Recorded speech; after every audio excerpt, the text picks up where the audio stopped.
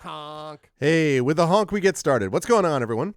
Welcome, Argonauts. Welcome, everybody, to a Saturday night stream. It is April 8th, 2023. It's 10 minutes after 9, and we are getting moving on day 10 of Sorcery, the Crown of Kings. As it turns out, I was able to get back in time, and I was, after dropping my wife off at the airport, etc., and kids are in bed. Actually, one kid helped put the other kid into bed, so that was nice.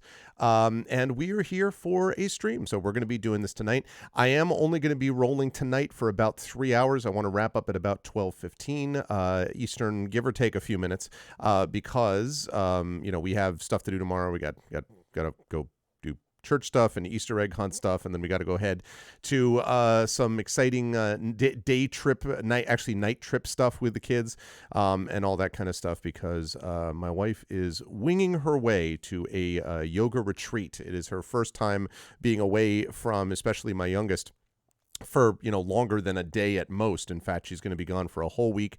So we have a whole plan that we put in place. We've been getting him ready for it and sort of showing him maps and giving him all the information and all that other kind of good stuff. So she has been saving up for this for a long time, and she really deserves it. So I am obviously I'm going to miss her and be concerned for her, but she really deserves it. I'm looking forward to her just basically doing absolutely nothing except like yoga and resting away from everything for the next week or so. So in the meantime, that means that my mother-in-law and I have the kids, and we are going to be doing stuff over the next week with them and doing various stuff. But it's going to be fun. I'm looking forward to it. And I'm also, as it turns out, it looks like I'm going to be able to do most of my streams anyway, just based on how we've set everything up. However, I would ask everyone to just, bear with me a little bit, because of course, real life family stuff has to come first. In the event that anything goes on, then, I may need to make adjustments, but I think everything will be okay. And certainly it can't be any, I would assume that it's not likely to be more problematic than whatever the hell happened to us last night with the Archmage, but we'll talk about that in a minute. Before we go any further, a couple of reminders about ways to support us here in the channel. If you haven't done so already, please follow us in the channel. Please check out our YouTube with !ArvTube, our Discord with !ArvCord, our Twitter with !ArvTweets, and website arvanellaron.com. Financially, !ArvShop for the merchandise area. Triffid and I are going to be finalizing that hopefully over the next couple of weeks, so that we can get that thing back up and rolling. And !ArvTreon is the Patreon. Again, would love to see people jump on board to support that. We had a couple of people who had to step back because of changes in financial circumstances, which I totally understand, but it means we are a little lower. And so if people are able to jump on board to support that, you can get some cool stuff unique to the Patreon, I should say, which will be good for both you and, of course, good for the channel as we reach various channel goals and head towards various channel goals. So please consider doing that. Please consider as well, if you haven't done so already, subbing to the channel. A lot of people did that last night. I really, of course, appreciate that too. You can also get inspirations to help the players, not just with the Patreon, but also by subbing. And you can get those custom sub badges and emotes to use everywhere across Twitch if you sub as well. So please consider that. And that leads us to publishing stuff. Icarus for my Icarus graphic novel from Athos Arts, the amazing Athos Arts. Library is my Tales and Tomes in the Forbidden Library, my 5e adventure and source book from Alligator Alley Entertainment. And, of course, Grayshade, which is going to get you over to buy a copy of my award-winning novel Grayshade. It is at least a silver medalist. It's a finalist in the IBPA Independent Book Publishers Award, Benjamin Franklin Awards. And there are a lot of entries for this, so I'm very excited that it is a finalist in the Benjamin Franklin's Award for Fantasy and Science Fiction. It is one of 3 finalists. At the very least, it has won a silver medal, and if it ends up winning that category, then it will be a gold medalist. But either way, I am honored. Very excited for Grayshade, and you can get a copy of that novel at that link, Grayshade. You can also pre-order a copy of the sequel, Renegade, which is coming out later this year, and Heretic, which will be out next year. And you can also pre-order a copy of the tabletop role-playing game of Grayshade. There was a big update about that on the Kickstarter last night, actually, by Brandon O'Brien, giving some information about classes and stuff like that. Very cool. And you can also pre-order the audiobook from one Mr. Trent Sparks, which is going to be coming out later this year as well. So very excited about Grayshade stuff. Please consider supporting us over there. Last but certainly not least, BLM, Black Lives Matter, important to affirm and assert the significance and importance of Black lives. Help Now, the World Health Organization page on suicide prevention. Important to reach out to others when you need help and reach out to to others when they need help as well, and Ukraine, Ukraine, to help the fine people of Ukraine as they fight back against an illegal and illegitimate war. They are doing so with bravery and courage, but any support that people can give will send the message that not only they will do that, but we will step up to help them if we possibly can. Last, and I know I've been talking about this quite a bit, but get used to it. I'm going to talk more about it because this is coming up on May 25th, Thursday, May 25th at 6 p.m. Eastern. We will have a big D&D event, a live D&D event at the Klein Memorial Auditorium in Bridgeport, Connecticut, the historic Klein Memorial Auditorium.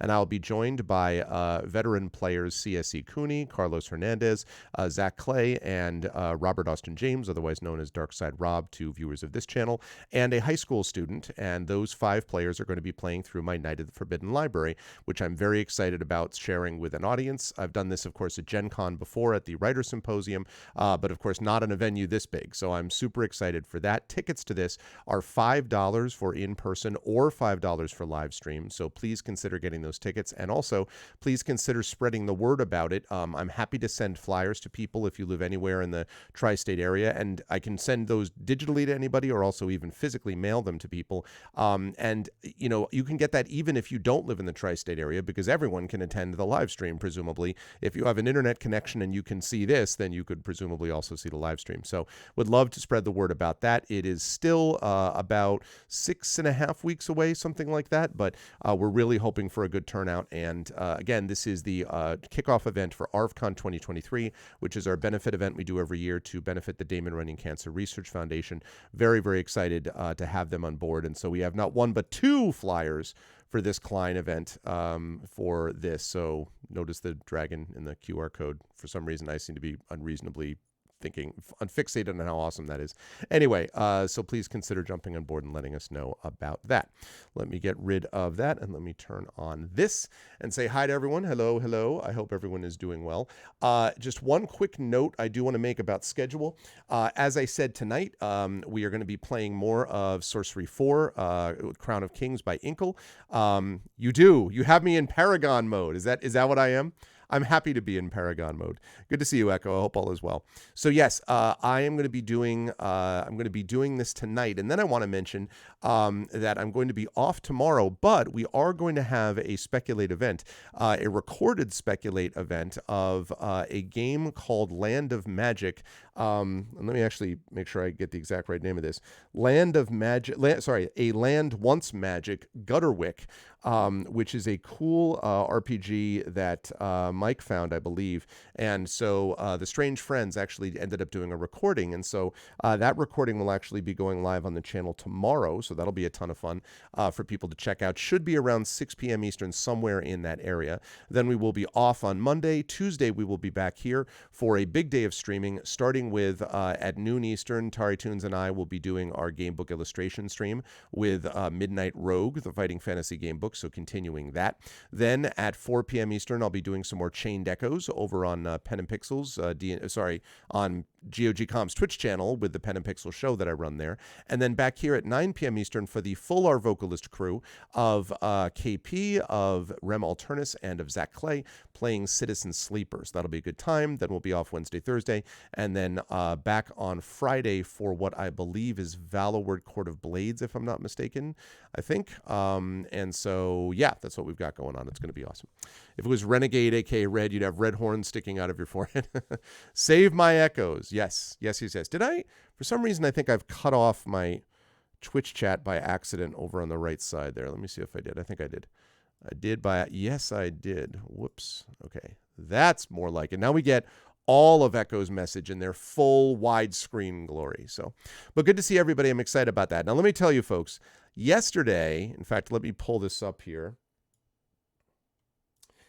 Yesterday, we had quite a time here with Sorcery 4, Crown of Kings. We were right on the edge, and I did a little bit of research because I was just so curious that I wanted to see. I think pretty much it would have been impossible. You've cut us off. How dare you? Oh, Gargamel, Hank Azaria. Yes. Oh, man. The classic Gargamel. One of the trailers, by the way, that played on the played for the Dungeons & Dragons Honor of Thieves movie that I saw on Thursday. One of the trailers was for the new Transformers. And man, I get the Rise of the Beasts. First of all, again, the effects look awesome.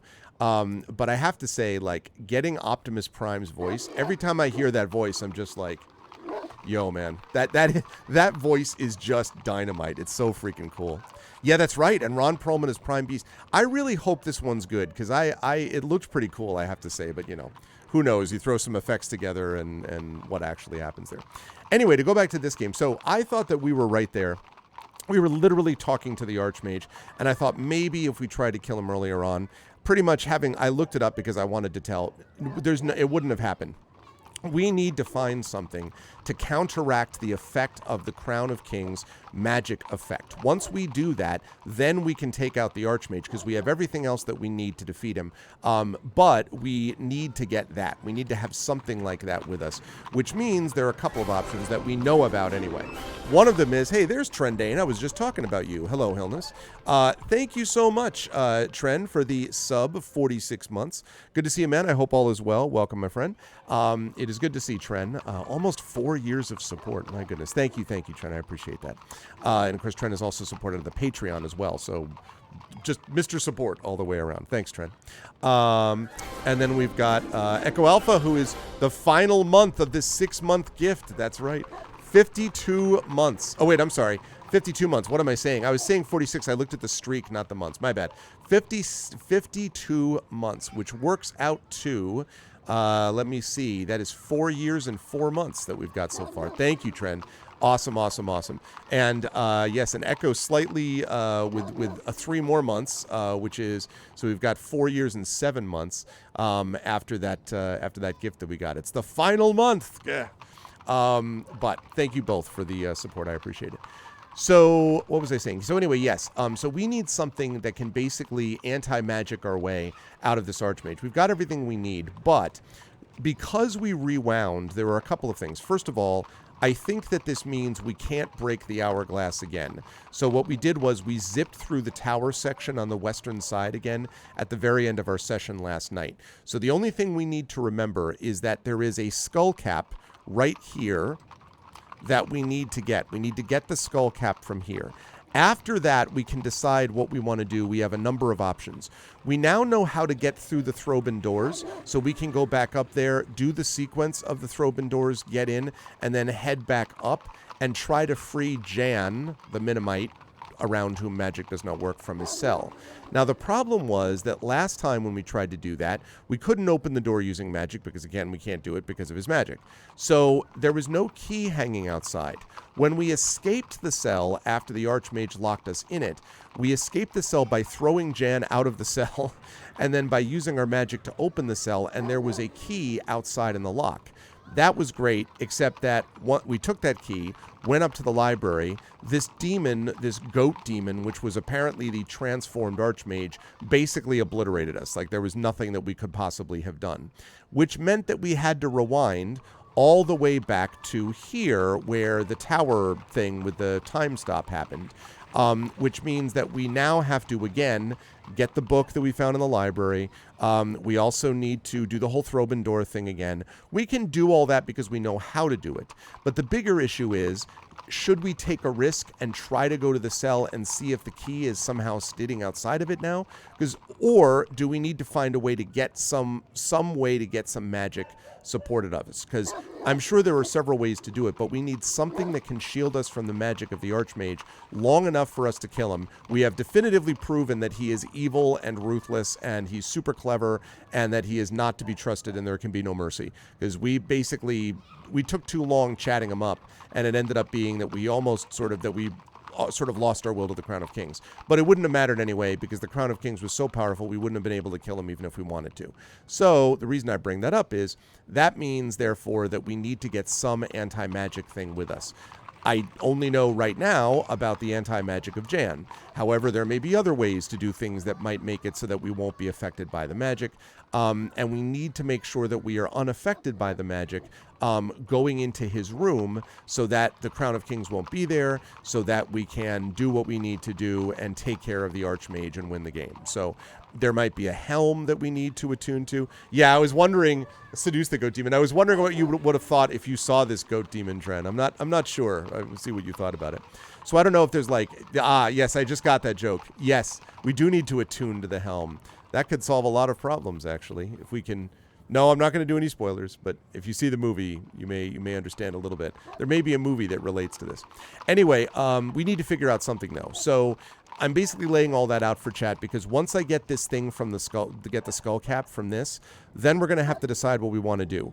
As you can see, we did all of this stuff already, but we have not, I guess, gone down these other towers, and we certainly haven't gone through any of these towers, nor have we explored here, nor have we explored here, or any of these places. So, like, there may be a lot of options to us that we just don't know about that may help us in terms of actually getting back up to the Archmage. But we need to not just get up to him, to the Archmage. We need to not just get up to him. We need to get up to him with some way to prevent the Crown of Kings from affecting us for long enough to kill him, and then we can decide what we want to do with the Crown of Kings.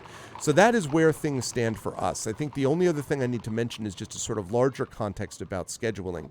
So the Jedi Survivor is coming out on April 28th.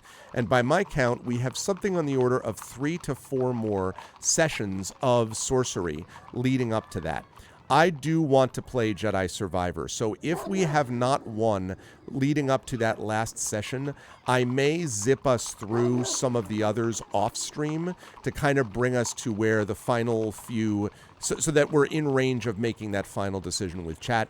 Because again, I have loved playing this with chat, but I will say that I don't want to spend the next like 60 hours wandering around the game when I really do, once the game's finished, want to move on to Jedi Survivor. So with that said, we can spend the next 3 sessions exploring, finding out what we need, getting whatever information we have, but I am going to accelerate a bit at the end because I do want to play Jedi Survivor when it actually comes out. No one really survives the Jedi. Yeah, you know, I don't know, though, Hillness. I heard a couple other people talk about the fact they thought it was a bit long, or the last act dragged a little bit. My wife and I didn't think so. I thought that the pacing was good. I mean, I guess the third act is slightly long-ish, but I didn't really think it was that bad. I thought that overall it was pretty well paced. It's a little over 2 hours. It wasn't like some 2-hour, 55-minute Passage from India type stuff. So I don't know. I thought it was either way. The second act, yeah, a little bit. Either way, I was really happy with it. I thought it was a lot of fun, and it did feel very D&D-ish. So, all right. So with all that said, let me pop up the ARV bot here.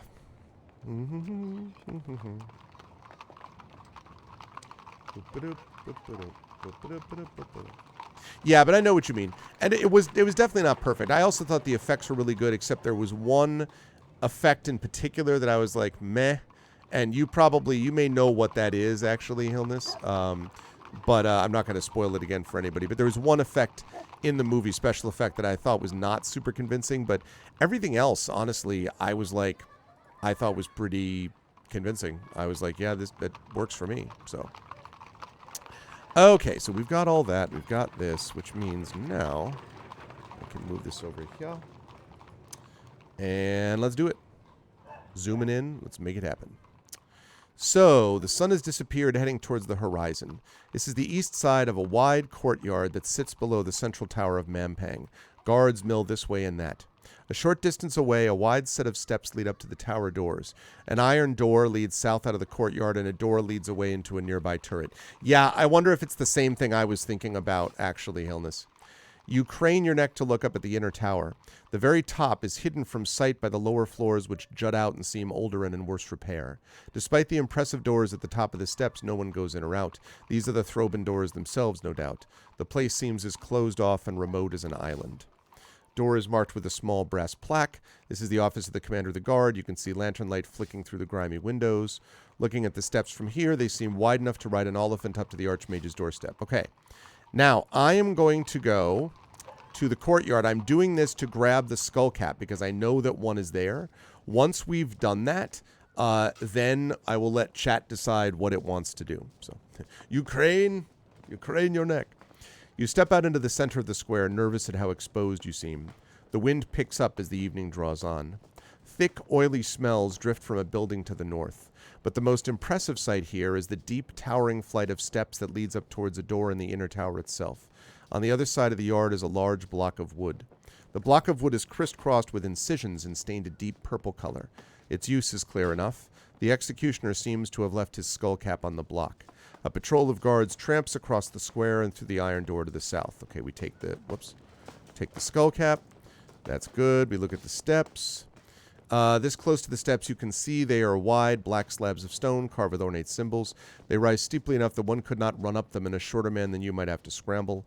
No one goes near them. Clatters and shouts emerge from a turret on the far side of the square. Time to continue. After a month of walking, you finally come in sight of your goal. The great sealed Throban doors stand before you at the top of the stairs. Okay, so here we are, chat. So again, for those of you who were not here last night, to be clear, last night we went up the steps. Actually, we did that 2 nights ago. We went through the Throban doors. We went up through the tower. We entered the library. We found this book that would have imprisoned us, but we successfully avoided that. Got all the way to the top of the tower and went in, and the Archmage basically controlled our mind the minute we entered his room. So what we need is something which is an anti-magic source. There are a couple of options for this. One is Jan, the Minimite. You can't use magic around Minimites. And so Jan, we found out, is in the cell, the jail cell. The problem is the jail cell is locked, and we don't see any obvious way of opening it, and we can't use our magic because, again, Jan can't have magic used around him. So there's that problem. The cell is like here someplace, okay? That's the first option. The second option is there is this book of the old Archmage Valaquesh. Now, what we did last time... Hold on. Yes?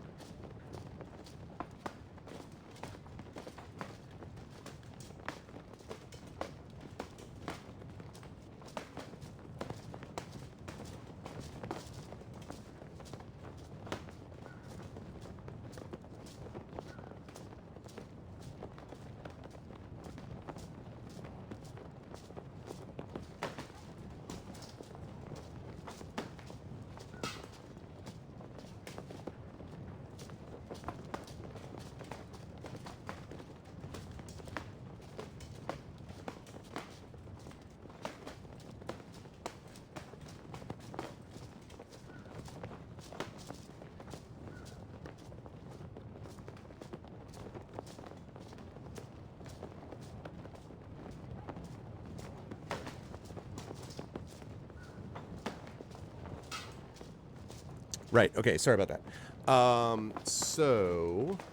Where was I? Give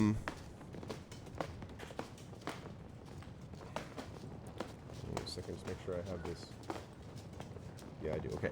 So, right. So, Jan, the Minimite. That's one option, but we need to figure out how to break him out of that cell.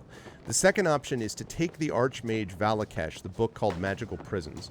Take that book, and what we did last time was we read the book, but we did not read it out loud because we thought, well, if we read it out loud, then it means that we're going to have trapped.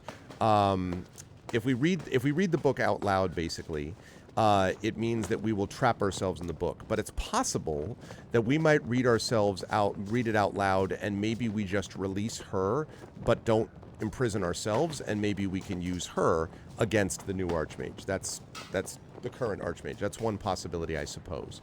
Either way, I think we should get the book when we go up there.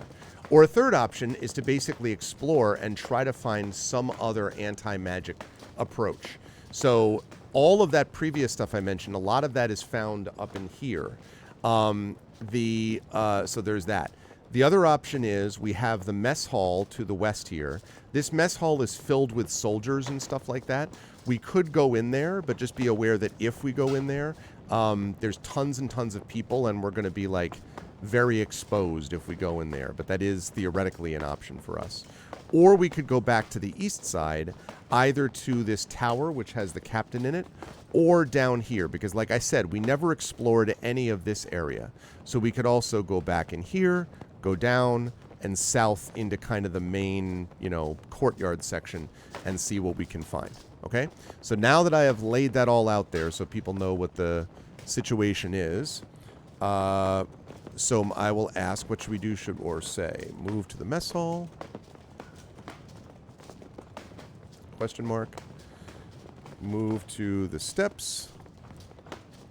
Question mark. Or move to the east side? Okay. And the way this works, chat, as you folks know, is $vote space 1 is move to the mess hall. $vote space 2 is move to the steps. $vote space 3 is move to the east side. So consider those options. Did everyone get Discord notifications and stuff like that? I feel like we're very light, and I don't know what happened because, like, I went live at when I had announced on the Twitter and everything, and I don't know. And the reason is I don't trust the Discord notifications of late. And the Twitch notifications I do not trust as of late. So move to the mess hall, move to the east side. Oh, that's true. Hi, Crit Twitch also. Hello. You got it. That's why you're here. Okay, good, good.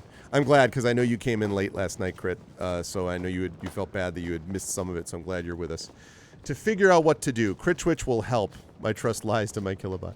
So, Crit Twitch, you saw some of the final, you know, some final results of all of that.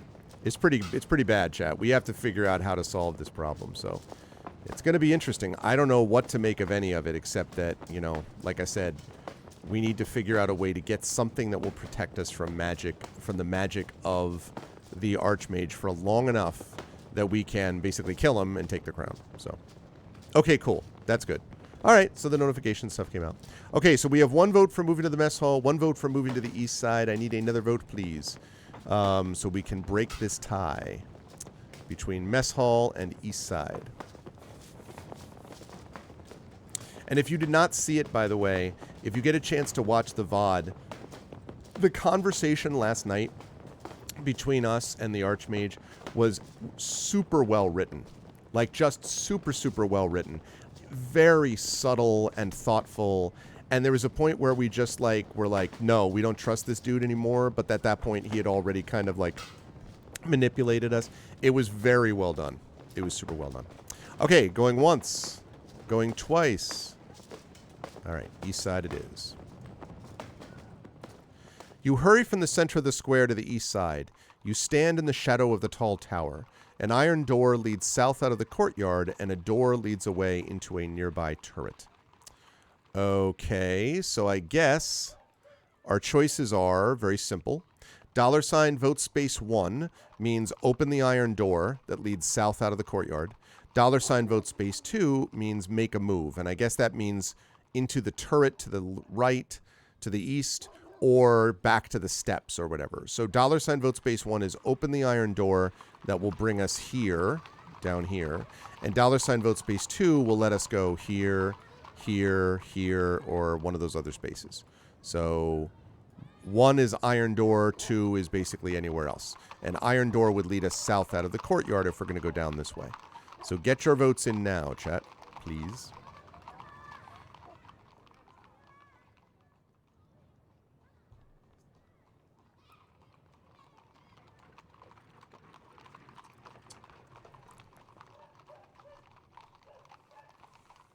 Hey, what's up, Seder? Seder was here last night, too. Seder saw the madness of the art. Seder, I hope that you and Crit Twitch will have gotten some of this. I hope that you and Crit Twitch will agree that now we need to take... The Archmage is that bastard needs to be taken down. I hope you would agree after our experience yesterday that we're just like, this dude, this freaking guy... I want to walk in and give this dude the scent of a woman treatment, Al Pacino speech at the end of Scent of a Woman treatment, where he's just like, if I were the man I were 5 years ago, I'd take a flamethrower to this place. I want to give him that kind of treatment. You were drunk with sleep. Well, that's a good way to be drunk. If you're going to be drunk, that's the way to do it. And Hillness, you caught, that's right. Hillness, you were here, I think. I think you went to bed, but I think you caught most of it. So you also agree with me, Hillness. Like, this dude needs to go. Like, that's just, guy needs to go. But it was beautifully done because it literally pissed me off at the Archmage. And I'm like, this guy, oh my God. Okay, last call.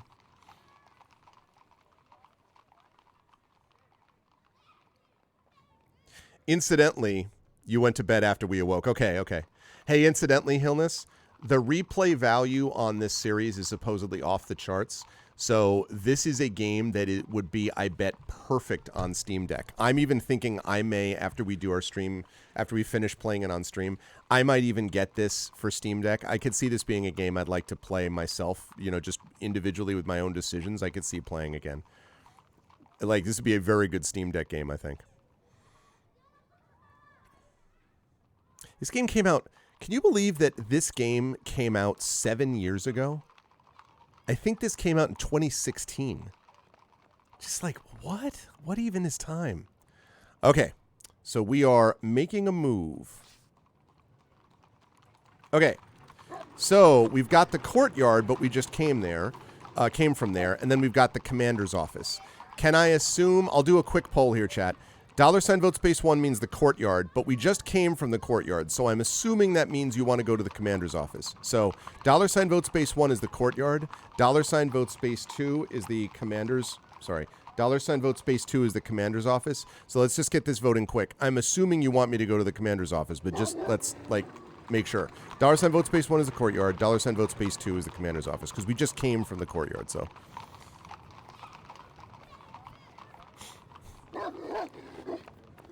Echo, you're like, no, return to the courtyard. You must return to the courtyard. Somebody has to be a saber agent. I see.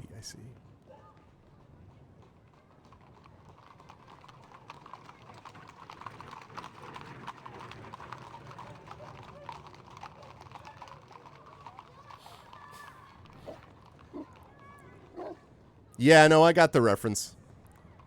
Although I was not an expert on Sabrina the Teenage Witch. Okay, last call.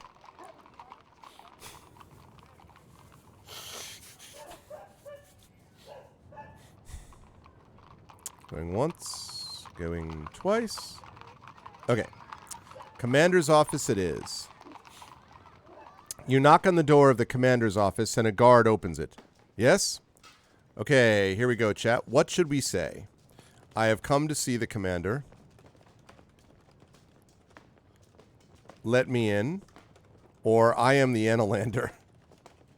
What?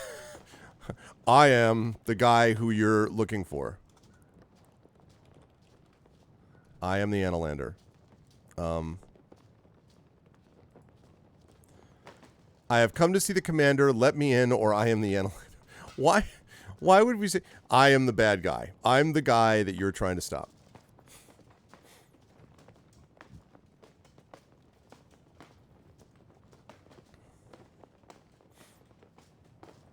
I have come to see the commander. He doesn't need to know nothing. Let me in.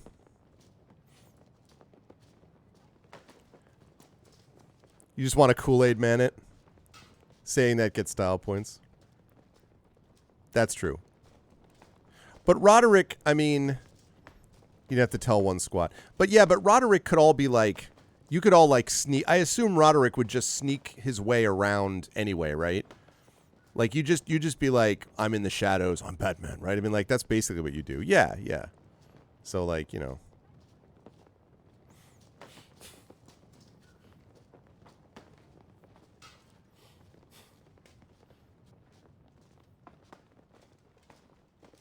Yeah, saves all the energy for the massive damage dealing. Yep. You and Cade Marmadas and freaking all the rogues, man. With their massive damage potential. With Cell Sigmar. Okay. Alright, I have come to see the commander. Prove it, the guard replies. Prove it? Okay. Simple poll. $ vote space 1 is, I will only talk to the commander. $ vote space 2 is, I have important information.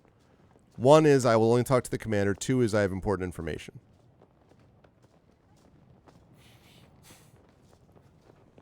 I'll prove it with your face. Here, I'll prove it this way. What did the 5 fingers say to the face? Smash!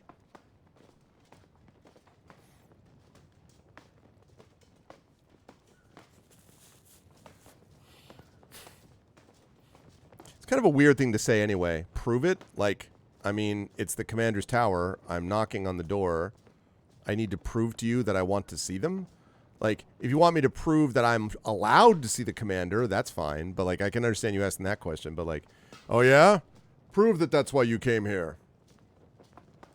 You look like the kind of person who would be inspecting some paint. Like, okay, last call, last call.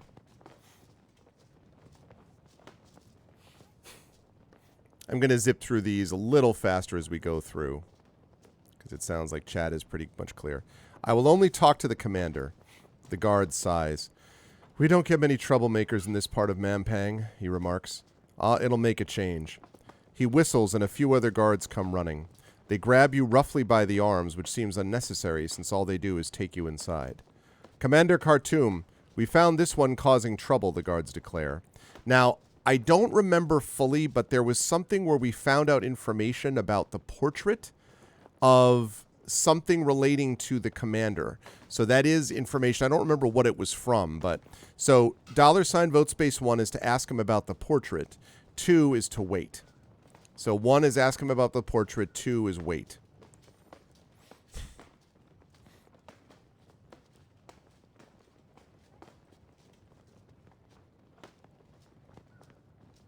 Oh no. Oh no. Oh no. That is not... What's up, Drew? I had not heard that one. Oh my god. That's one of those ones where the PR team's like, wait, guys. How you doing, Drew?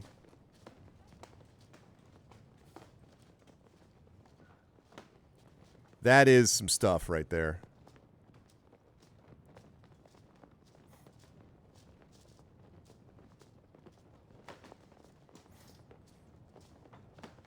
That's really bad. All right, I'm going to last call. So again, $ vote space 1 is ask him about the portrait. $ vote space 2 is wait. It's like those pedestrian crossing things. You press the button. It's like wait.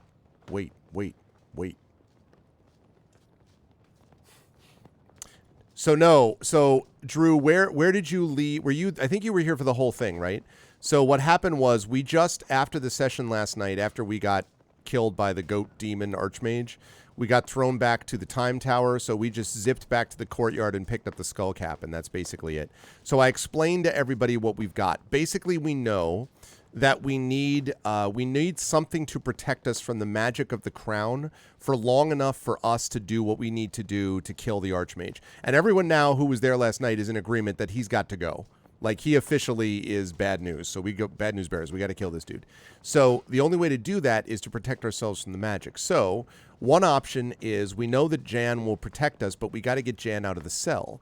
When we left the cell yesterday, before we were killed by the goat demon, the key was on the outside of the cell just sticking in there. The problem is that it wasn't there when we went up the last time ourselves. There was no key on the outside of the door, and we couldn't open the cell with magic because Jan's there, and we can't use magic around Jan. So that puts us in kind of a weird spot. So either we need to find a key to open the cell to get Jan, and then we can go up, get Jan, get the book from the library, go up and deal with the archmage. So either we do that, right? That's choice 1. Or choice 2 is that we explore more of the fortress to see if we can find another way to protect us from magic. Because we know how to get through the Throbin doors. We know how to, like, get basically up to the Archmage and all that. We just need to figure out that one situation. So we're kind of either looking... So, yeah, we're either looking for the key, or we're looking for some other way to get Jan out, or we're looking for some other anti-magic thing, basically, is more or less the way to put it. All right, I'm going to close this out, so we're going to wait. You wait to see what Khartoum will do, but he merely jerks his thumb. The guards nod and stomp their boots. Khartoum jerks his thumb. To the dungeons. Oh, crap. Should have asked him about the portrait. Okay.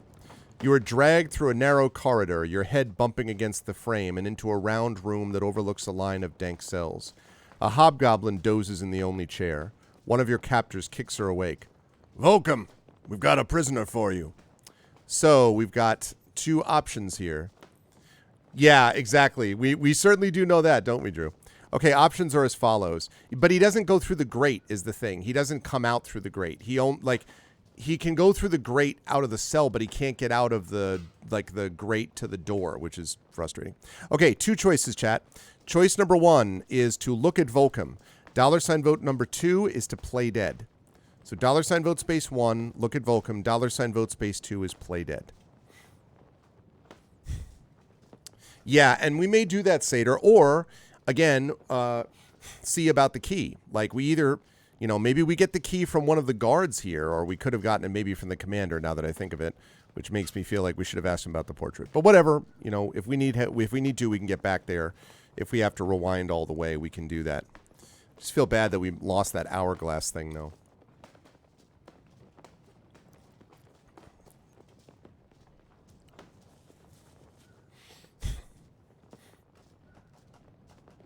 Let's go.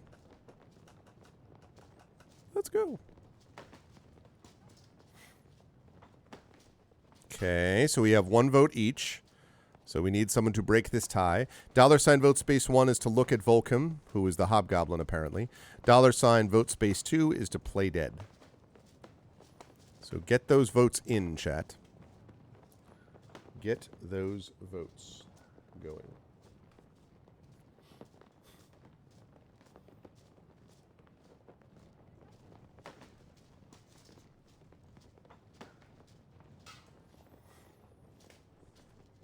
Yes, I'm living it up. Well, let me tell you. Wife's away, the iced coffee will play. Know what I'm saying? I do like iced coffee sometimes. This is also a vanilla cream cold brew from Starbucks. And I do like the taste of vanilla. So, that is the case. That's what living it up means now. You kidding me? Living it up is partying? No, living it up is woo. All right, we need someone to break this tie, folks. We got 1 tie each for look at Volcom and play dead. We need someone to break this tie. Let us get some votes going here. Let's move this along. Let's make this happen. Do we look at Volcom or do we play dead? Look at Volcom, play dead. Look at Volcom, play dead. Look at Volcom, play dead.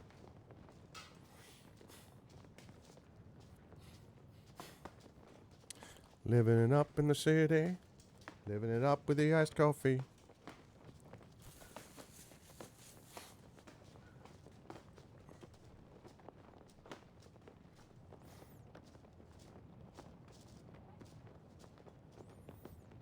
Yeah, you could change your vote if you want, Seder.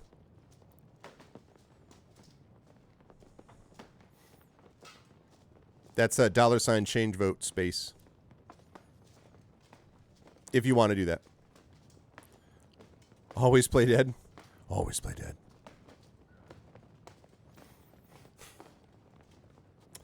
They had a trailer in front of the Honor Among Thieves movie as well. Now you want to stay? Okay, that's fine.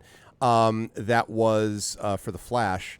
And so I was thinking about that because you have Michael Keaton, of course, reprising Batman. There's a part of me that's like, it'd be cool to see it for that reason. But honestly, one, given all the other problems around like the issues with the actor involving the Flash, but also just like, again, the trailer, I feel like I saw most of the movie already. And I was like, okay. I'm also getting, I have to say, I'm getting really tired of metaverse stuff. I am excited for Spider-Man Into the Metaverse. They had a trailer for that. I'm excited for that because the first one was so good that I'm like, okay, that is worth seeing. But honestly, in general, can we just like pump the brakes on the metaverse thing? Like, I'd like to just stick to one universe at a time. Like, I know it's the new hotness, but oh my god. Yeah, yeah. Okay, we're gonna play dead.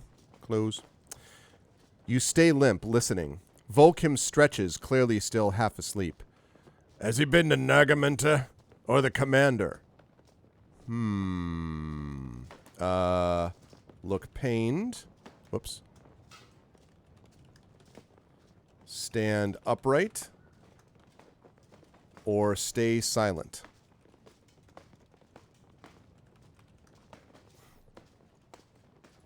All right. Look pained, stand upright, or stay silent.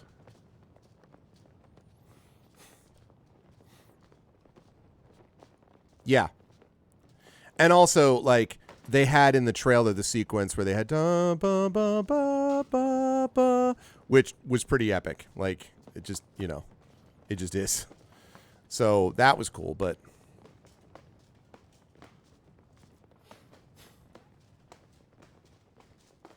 what is a Nagamenta? I agree. It sounds like it's got to be a proper name, right, Seder? So I don't know if that's the name of like a even worse person or if that's like a Nagamete, the Undying, or some awful like creature of doom or something. I don't know. I don't know what a Nagamete is.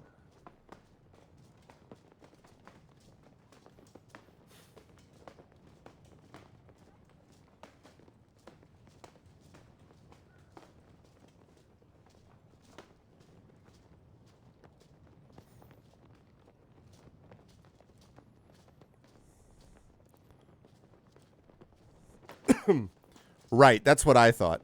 But I didn't know if it was like, has he been to Nagamenta, the Doom Worm, or something like, you know? Oh, Nagamenta. You know the way or is it like the pizza delivery guy? You know Nagamenta. He's always trying to give people some pizza. Like,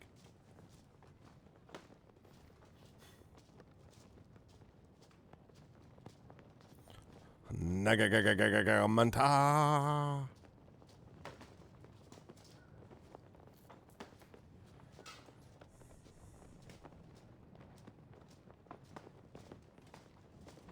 Okay, going once, going twice. Go to the red tractor and turn right at the Nagamenta. Oh, yeah, the ice cream place is right by the Nagamenta. Okay, well, we're going to stay silent. You say nothing. The guard shakes his head. The commander sent him to you. Vulcan makes no move to leave her chair, but hands over a large key to the guard. Lucky me. Second on the right. Okay, outside the cells. The guards grumble, but still drag you into the cell. Leaving you bound, they strip you of your possessions, storing them in a chest near Volcom. They leave without a glance back, and Volcom resumes her nap. I see. You are lying on the cold stone floor of a cell in the dungeons of Mampang. You have been in cells before, of course, but these are different. They are not underground, but rather they are built high up in the air, carved from the rocky slopes of the mountain itself. Metal bars block one wall. Opposite them is nothing but a long drop. Chill wind draws at you, pulling threads of straw over the edge. There isn't much else to the cell. It is not meant to hold prisoners for very long. Most likely they are quickly executed. You struggle vainly against your bonds, but they hold fast. Okay, I'm going to take care of this in just a second. Like the stuff that Brandon is doing in terms of various pools of points, in terms of stuff that really fits kind of different classes that are unusual, but still, yeah, they're all really cool, Drew. I'm glad you like the Investigator. I think that's cool too. I actually love the Merchant's precious weaponry thing. I think that's the coolest thing, and that was all Brandon who came up with that idea. It's very neat. But it's good stuff. I'm super excited for it. Okay, I'm going to peer over the edge of the cell because, again, remember, chat, whenever there's an option to look, I will generally do that without asking because I figure chat always wants more information unless it feels like looking at something is time sensitive, and if we look at something, it'll take away something else. In this case, I think we can peer over the edge. You shuffle to the edge of the cell and peer out over the long drop down. Below stretches the inner college of Mampang, clustered stupas and ziggurats linked by stone walkways and crackling with flashes of starlight. Almost directly below you is a large crystal dome inside which shadows and shapes seem to move. You stare down at the dome, and for a moment you seem to see reflected in its glass the image of yourself, stretched out on a mattress of straw, rolling this way and that. The vision clouds over once more. I don't think we can cast a spell because our hands are bound and our mouth are gagged. Yeah, so stand up. You try to stand, which is difficult with feet bound and hands tied behind your back. You manage to sit up, then get your feet underneath you. As you try to rise up, you totter, then tumble head first once more. With no hands to catch yourself, you bash your forehead on the rough stone floor, sliding dangerously close to the open face of the cell. Well, damn it. All right, chat, here are our options. We can $vote space 1 rest, or $vote space 2 go over to the bars. So we can either rest or go over to the bars.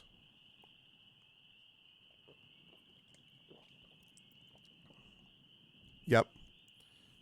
Yeah, this is not looking... I mean, maybe we could have asked him about the portrait, but so far this is not looking promising.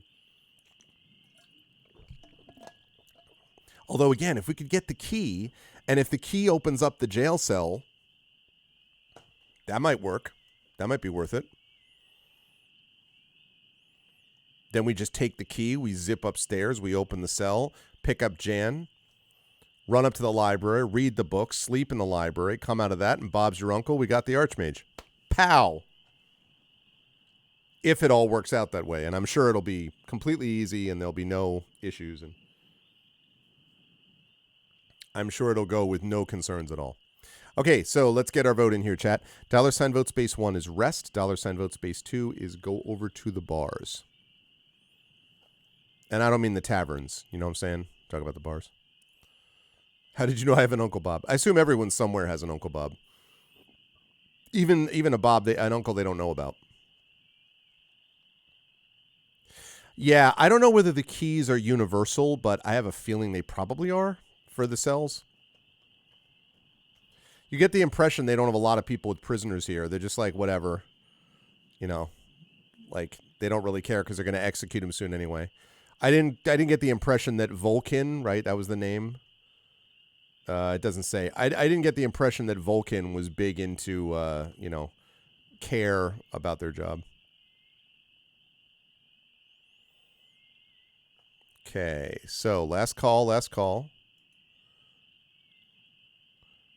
Going once.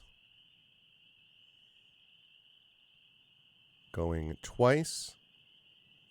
Oh, one note though, Drew. We may not have eaten. I think we had not eaten by this point when we got to this spot last time, so this may not restore our stamina. So just be aware. No, Dragon, sorry. I told everyone that that we're going to play this until April 28th.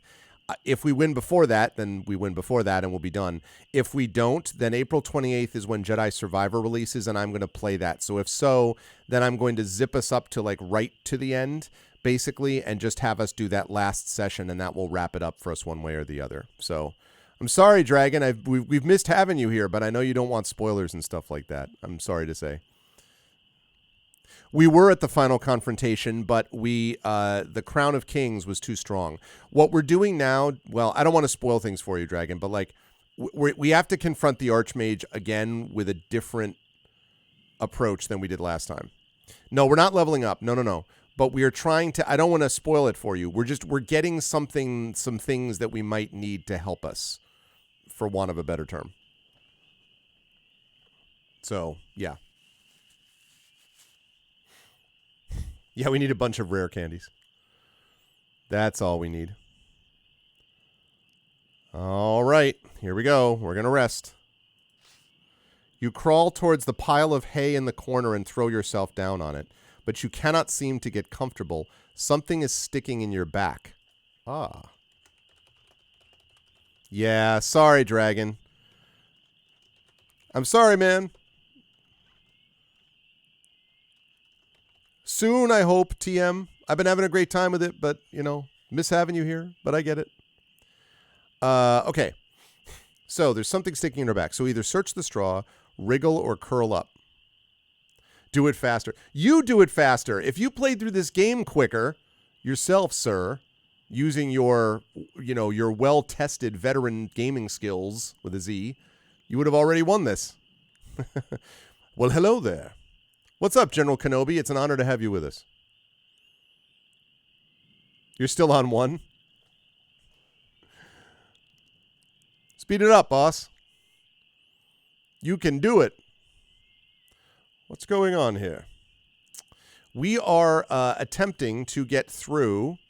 We are attempting to get through the end of Sorcery for the Crown of Kings.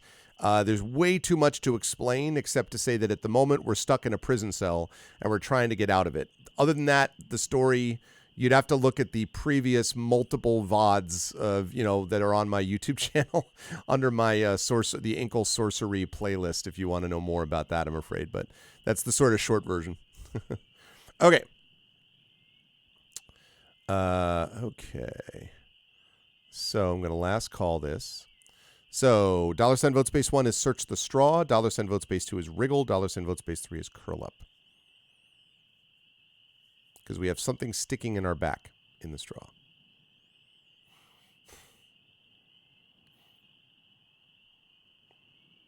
Going once. It's also good news. This is the last straw. Got him.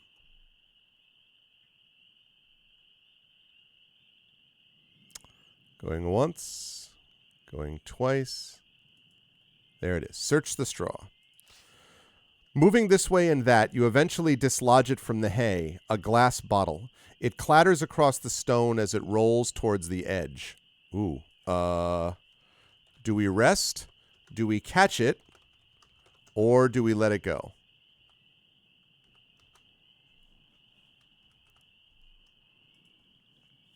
I'll just pretend to understand.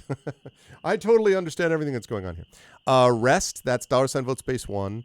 $sign vote space 2 is catch it, and 3 is let it go. There was the dome Seder. There was the dome of the people with the lights and stuff. There were these weird lights and shapes in this dome below us for this glass bottle.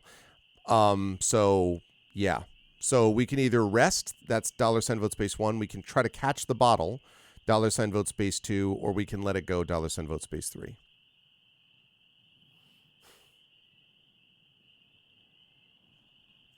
If you just type in, just like you just saw there, General Kenobi, $sign vote space and then the number of the option you want. So rest is 1, catch it is 2, and let it go is 3. You can see some of chat is also doing their votes. And you can actually see them adding up there on the screen.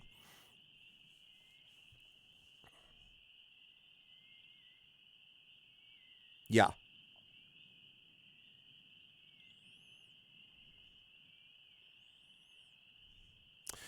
Yeah, I think the reason is, the theory is that if we rest, we're just ignoring what happens.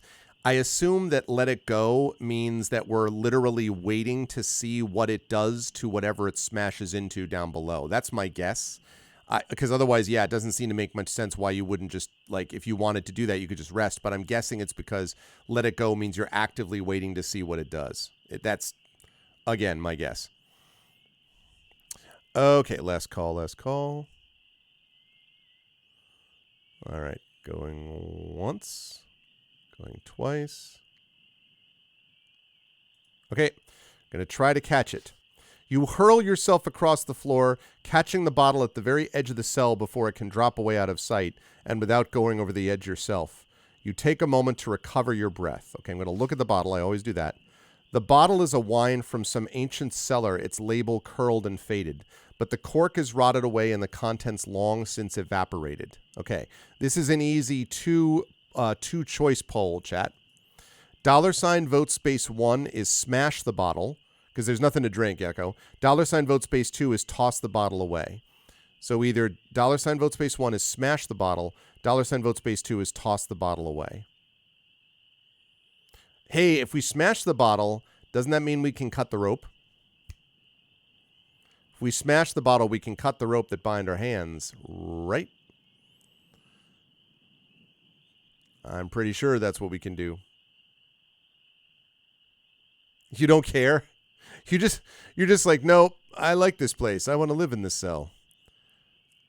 Listen, if you look at rental costs these days, in these troubled times, in this economy, We have an improvised chiv, yes.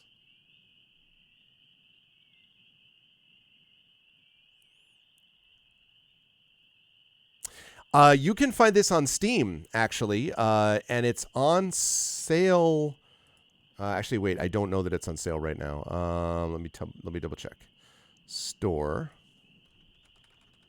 And this is just the last one. Yeah, so parts 1 and 2 of Sorcery are $13. That's the first 2 parts of this together.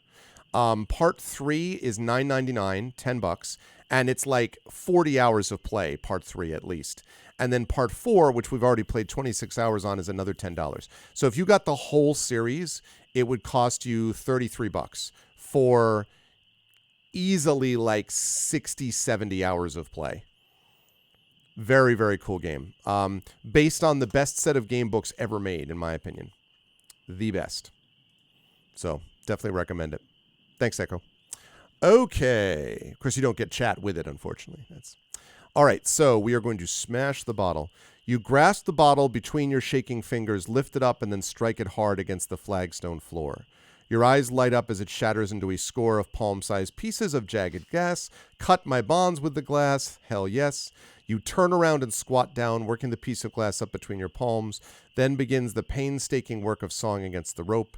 You can hardly hold on to the makeshift knife in such an awkward position, or as it likes to spell it here, awkward position. But after many minutes of effort, you weaken the ropes. Yes. Well, if it's a book, you know, Kenobi, I am an author, so we love people who love books here. But yes, the original series. In fact, I'll show you.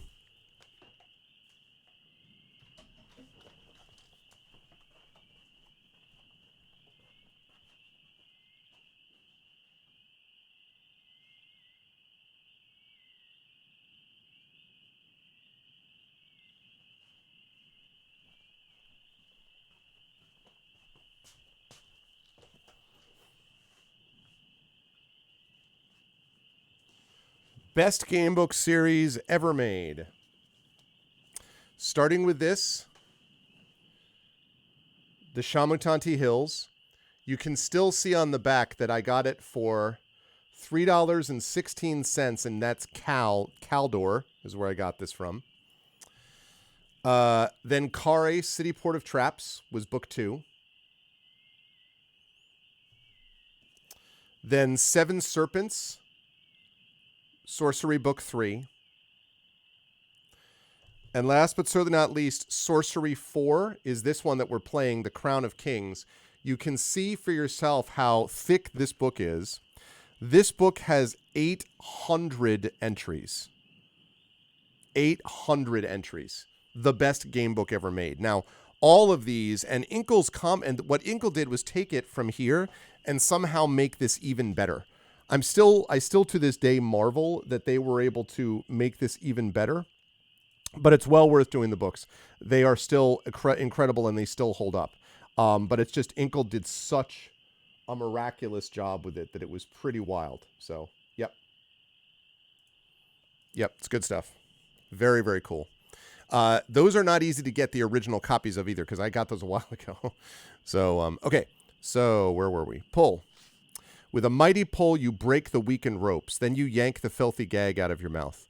You are now free, or almost. You'll need to get the door open. Okay, so now we can cast a spell.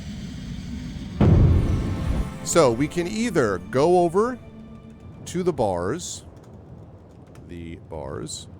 or we can do this. Now, these will give us different spell options. Pop is create explosions. The problem is we don't have any of that because they took all of our supplies. So we can't do that. We can't do pep because we don't have fire water either. So that's going to run. That means we can't do those. TOP. That's top. We still don't know what that is. Cast top.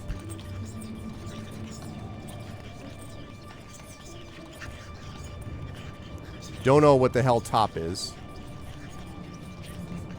But we could, I guess, try that. Don't know what that does. Last time we tried and it didn't do anything.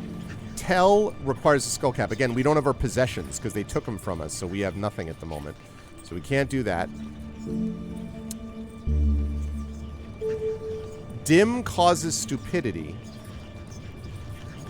Now, that is something which maybe could work on the guard outside. But it's important, and it'll cost 1 stamina, but we can afford the 1 stamina loss. That is something we can cast without any possessions. We can just do it because we just have the innate power to do it. Or we could cast Dope, which opens locks and doors, and that obviously could work. Oops.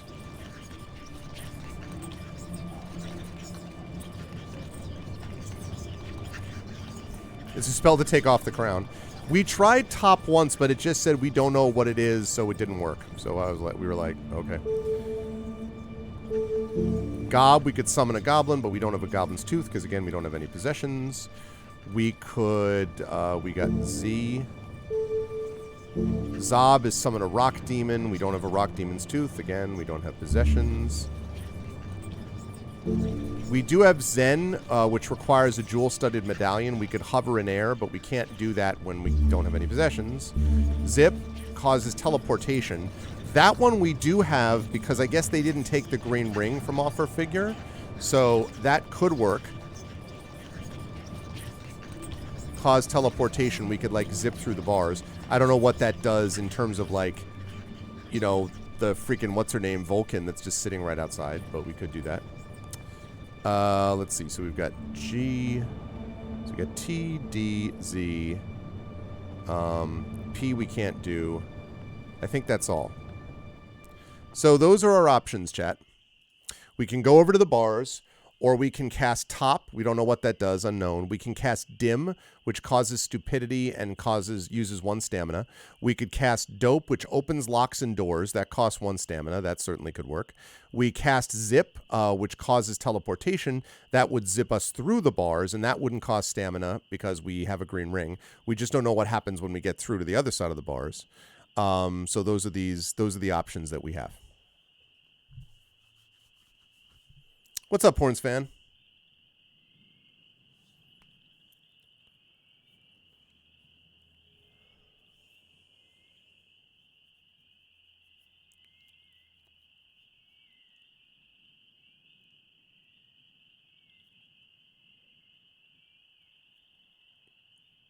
All right. We have bars, we have dim, we have dope. I guess it could be called dop, but because I just think of it as being open, so I'm always just like dope, open.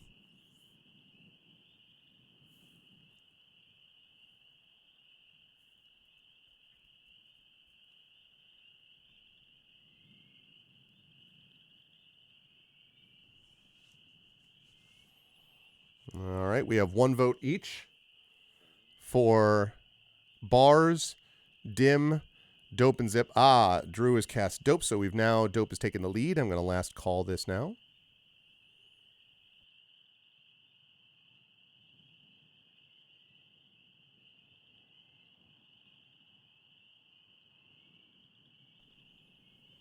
Zippity-doo-dah, zippity-yay. My, oh my, what a terrible fortress. Okay. All right, we're tied. We have 3, so we have 2 votes for dim, 2 votes for dope. So we will need someone to break this tie.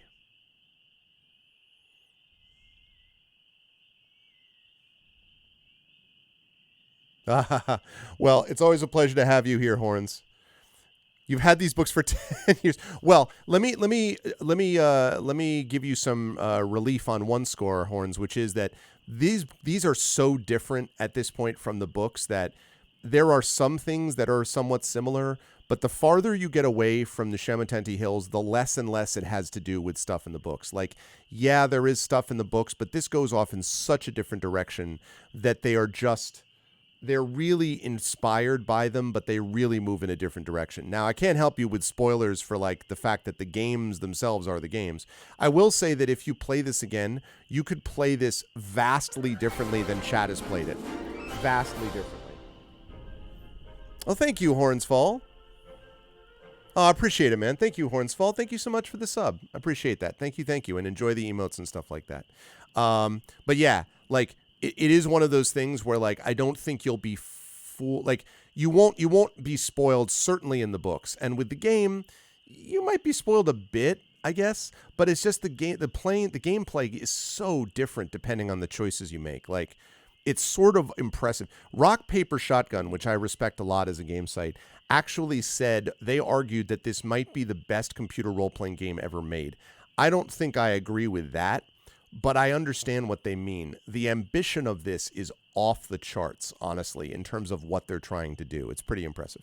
Okay, we have 2 votes each for Dim and Dope, and one each for Zip and Go Over to the Bars. I'm going to last call this. We will need someone to break this tie. Either vote, please, for one or the other of Dim or Dope, or change your vote, somebody, please, so we can break this tie and move forward. Move forward, animal. Someone has to turn Dim and someone has to bring Dope.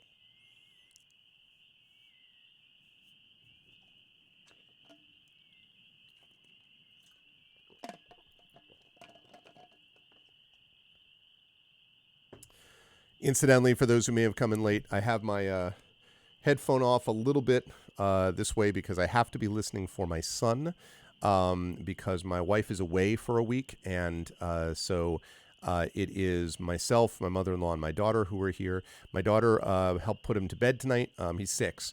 But I have to listen for him just in case he starts calling or something like that. I might have to go down to him, and I might even have to, end stream more quickly. I will have, in quotes, coverage for Tuesday. I will have coverage again for Friday, probably. And Saturday should be okay, but it'll be a little bit more, listening to make sure he's okay because my wife is not here to handle things if he does. So just letting you know. All right, let's get this vote in, folks. Change vote or vote, please. Somebody needs to break this tie. So maybe one of the people from Go Over to the Bars or Zip might be willing to change vote to one of those other options since it looks like Dim and Dope are the finalists in the clubhouse, so to speak. But I'd like to move this along so that we can see how far we go. Thanks, Illness. Okay, going once. Going twice. All right, here we go. I'm going to cast a spell. Dim.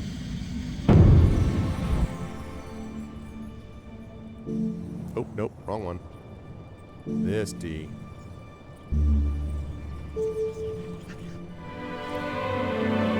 But Volcom is asleep, so nothing happens except that she slumps a little lower into her chair.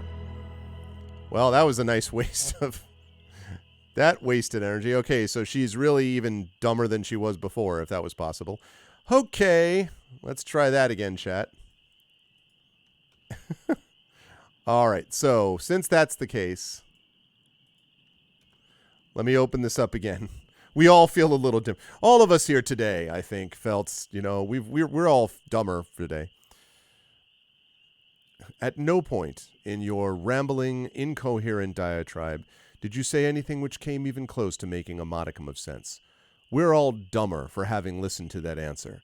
I award you no points, and may God have mercy on your soul. To me, it is the end of that sequence. It is the I award you no points, and may God have mercy on your soul. And then Sandler is just like, you could have just said no, geez. Like that is the freaking best. May God have mercy on your soul. Oh, yeah. A simple wrong. That's what he says. Yeah. Okay, a simple wrong would have sufficed. But the I may God have mercy on your soul is so good. So good. Okay.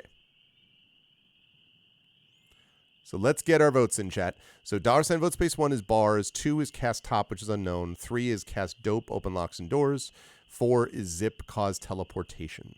So go ahead and get your votes in. Everybody, please get your votes in. Get those votes in so we can move this along. We got a lot of decisions to make today.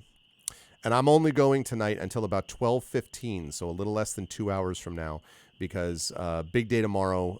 Got a bunch of stuff to do in the morning and then the afternoon, and then I'm going to be taking the kids on like a little overnight trip that I got to set up for, and whole bunch of stuff, and I'll be back. There will be a recording of, there is going to be a Speculate event tomorrow night on the channel, by the way, but it will not involve myself. It will involve the Strange Friends, and it will involve Michael R. Underwood, my friend Mike, actually, I think, GMing this game, which is called The Land of... Can't you see this is the land of confusion? No, it's not that. It is A Land Once Magic.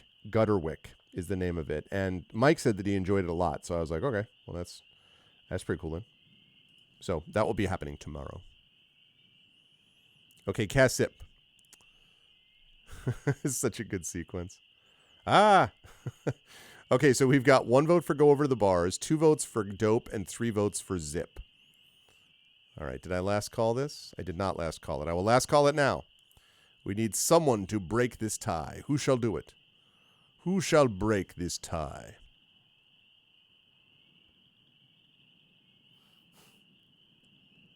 Okay, a simple wrong would have done just fine. I just always remember that one, like, God have mercy on your soul. Okay, going once. Going twice. Okay. Cast Dope. Dope. D-O-P. Cast. You gather the stars into your design around you and point at the door. You hear a faint click and it swings open. Outside, Volcom slumbers on. Okay. You creep down the hallway until you were near the sleeping Volcom. Ooh, okay. Lot of different options. So, we could search the room. We could steal the jailer's keys. We could run the jailer through. Or slip past. Ooh, a lot of juicy options here, chat. We could get keys, and maybe that lets us get by Jan, and we can maybe get the thing. Get the keys. We can get the keys. Oh, sorry, Hillness. I didn't see that before. Sorry.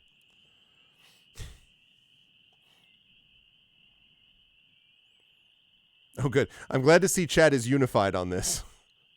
I'm glad to see chat's like, oh, yeah, we should totally do 6 ways.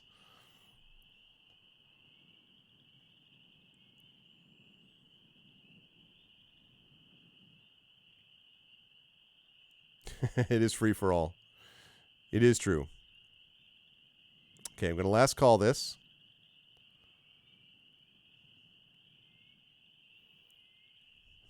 It's very, yeah. I don't want to break, yeah, but see, I don't want to do it by random. I want to do it where people are making their call one way or the other. I mean, again, remember, we do want to try to open the jail cell that has Jan in it upstairs, remember? Because Jan has the whole magic thing. So if we're lucky, these keys will open that jail cell. We take Jan with us. We go up and we take out the Archmage. So that's one thing to remember. Like, it is true we like loot, but I do want to point out that that would be pretty sweet. If those keys work for that jail cell, we get Jan. He's anti-magic. We go up to the Archmage. He can't use his Crown of Kings thing on us. We take the Crown of Kings, roll credits. Like, that's how that goes. So, Jan has the jam. Yeah, Jan can jam the magic. That's right, but we got to get him out. So my hope is that the jailer's keys will also deal with the cell up in the tower. That's what I'm hoping. Oh, no problem, Crit Twitch. That's fine. Steal the keys and then search. Yeah, well, we don't want to push it, but yes, Seder. All right, going once, going twice. Okay. Steal the jailer's keys. You gently lift the ring of keys from her lap, but too late do you realize they are attached to her belt. Whoops! And the tugging startles her awake. Okay. All right. Poll, chat. $ vote space 1 is knock her unconscious. $ vote space 2 is run her through. Knock her unconscious or run her through.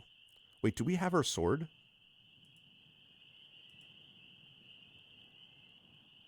Wait a second. We don't have any items. I don't think we can run her through. Chat, we have to knock her unconscious because we don't have our weapon. We don't have anything yet.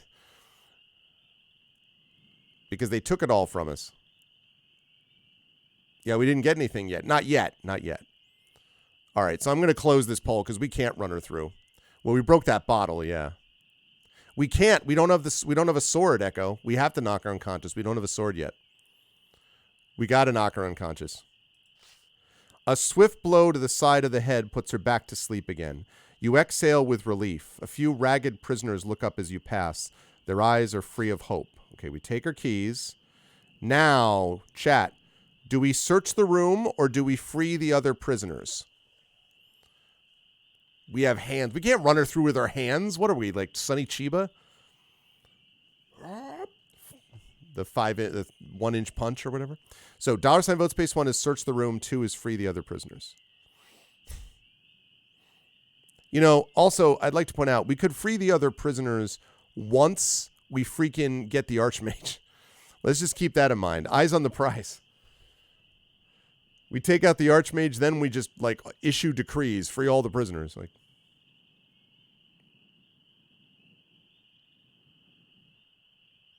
or we could free them after we get our stuff. Yeah. I'm with you all on that. We do need our possessions. That is kind of important.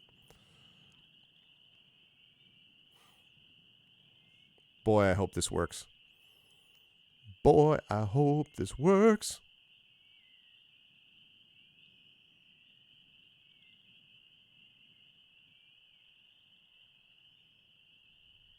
Last call, last call.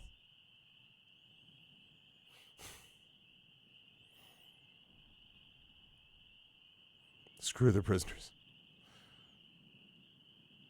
Okay, sounds like we want to search the room.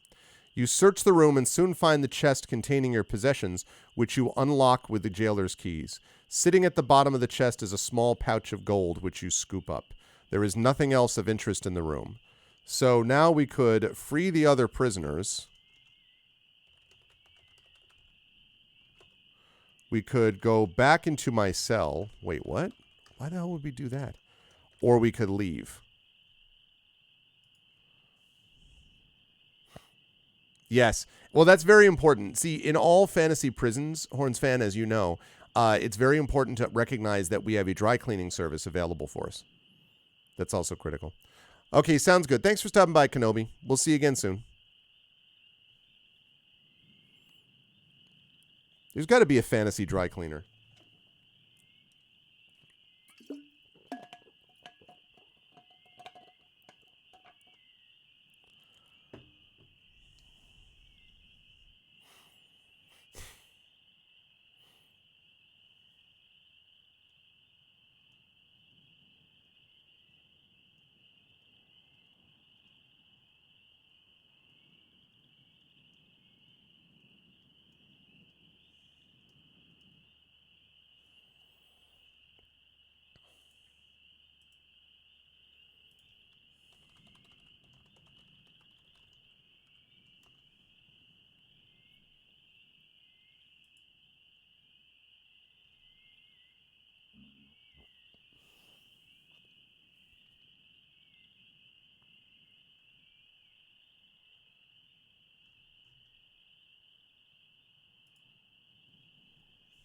Okay.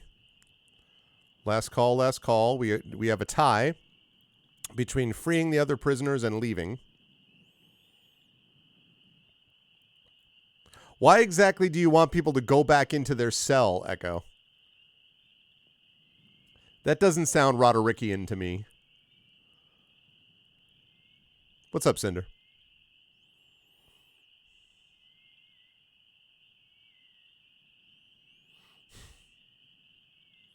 Vote 1, distraction.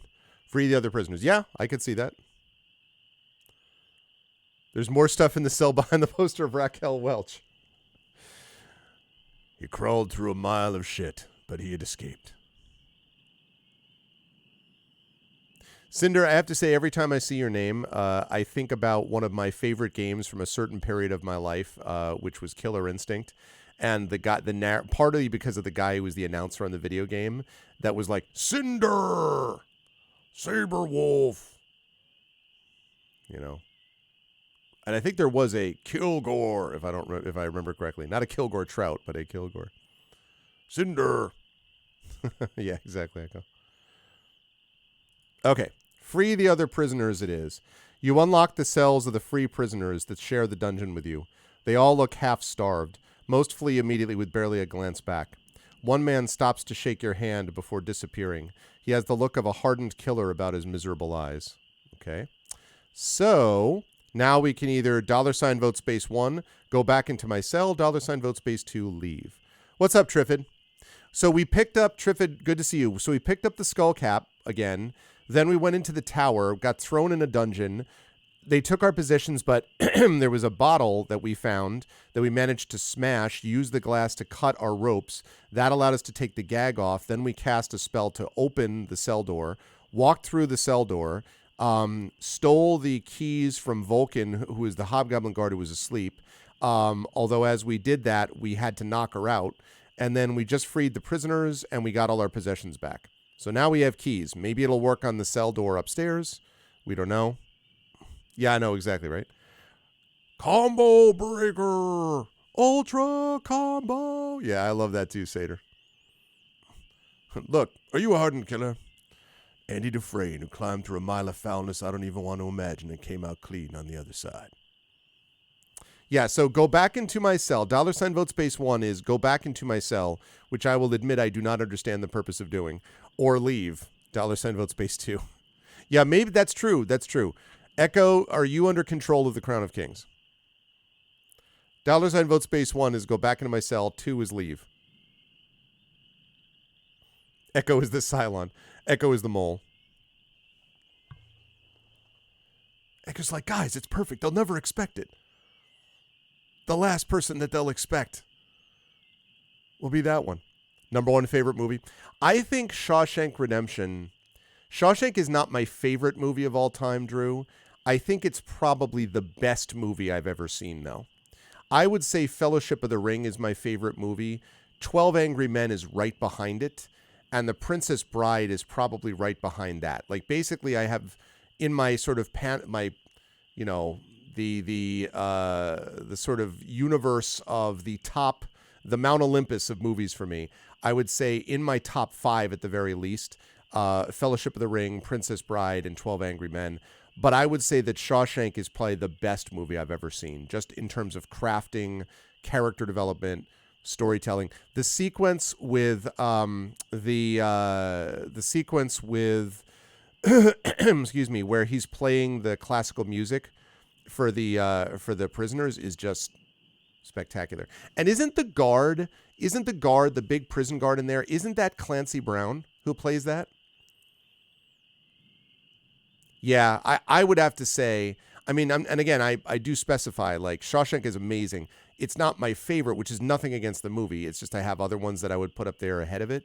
But again, that's not, that's only like terms of personal favorite. So, yeah, Clancy Brown is in that. I forgot about that.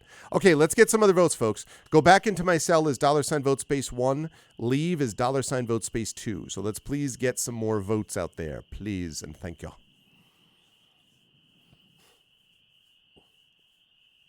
Yeah, I love me that movie. There's so many great moments in that. Get busy living or get busy dying. It's great. And oh man, the look on the warden's face when he takes the poster off is just chef's kiss. So good. It's a really, really great movie, Shawshank. Beautifully written. Yep. Well, listen, I mean, this is the reason why when people are just kind of like, oh, Stephen King, I don't know why he's so popular. Look, Stephen King is a hell of a writer, okay? There's a reason that the On Writing book is considered like a classic in the genre. There's a reason that the guy's been as successful as he is. Is all of his writing equally good? No. But some of his work rises to the level of top stuff.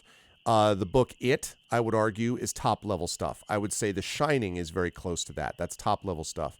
And his short stories, he has great stuff in there, too. Let's not forget the movie Stand By Me, which is great as well, based on a Stephen King story. And, of course, that's the thing about that, too. So Stephen King is a very good writer. Yeah. Somewhat Horns fan, and maybe that's why horror sometimes fits him, but he is a very, very good writer. And again, he's up and down. Not everything he writes is amazing, but he can write when he wants to. He really can. River Phoenix in that movie, Will Wheaton in that movie.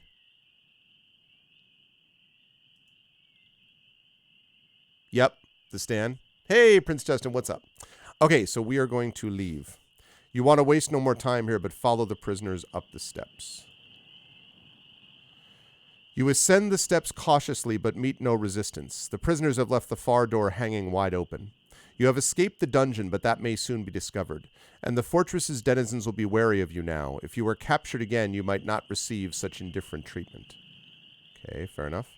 You creep up from the cells to the commander's office. It is empty, but the prisoners must have come through here. The armaments on the walls have gone.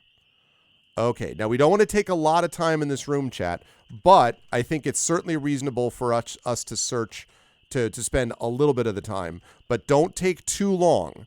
This is why I'm going to ask whether you want to look at stuff, because again, this may be time sensitive. So just be aware, we don't have a lot of time before guards are going to come here. So search the door, look at the portrait, look in the wardrobes, or leave. Different seasons. Yep. I think I knew that.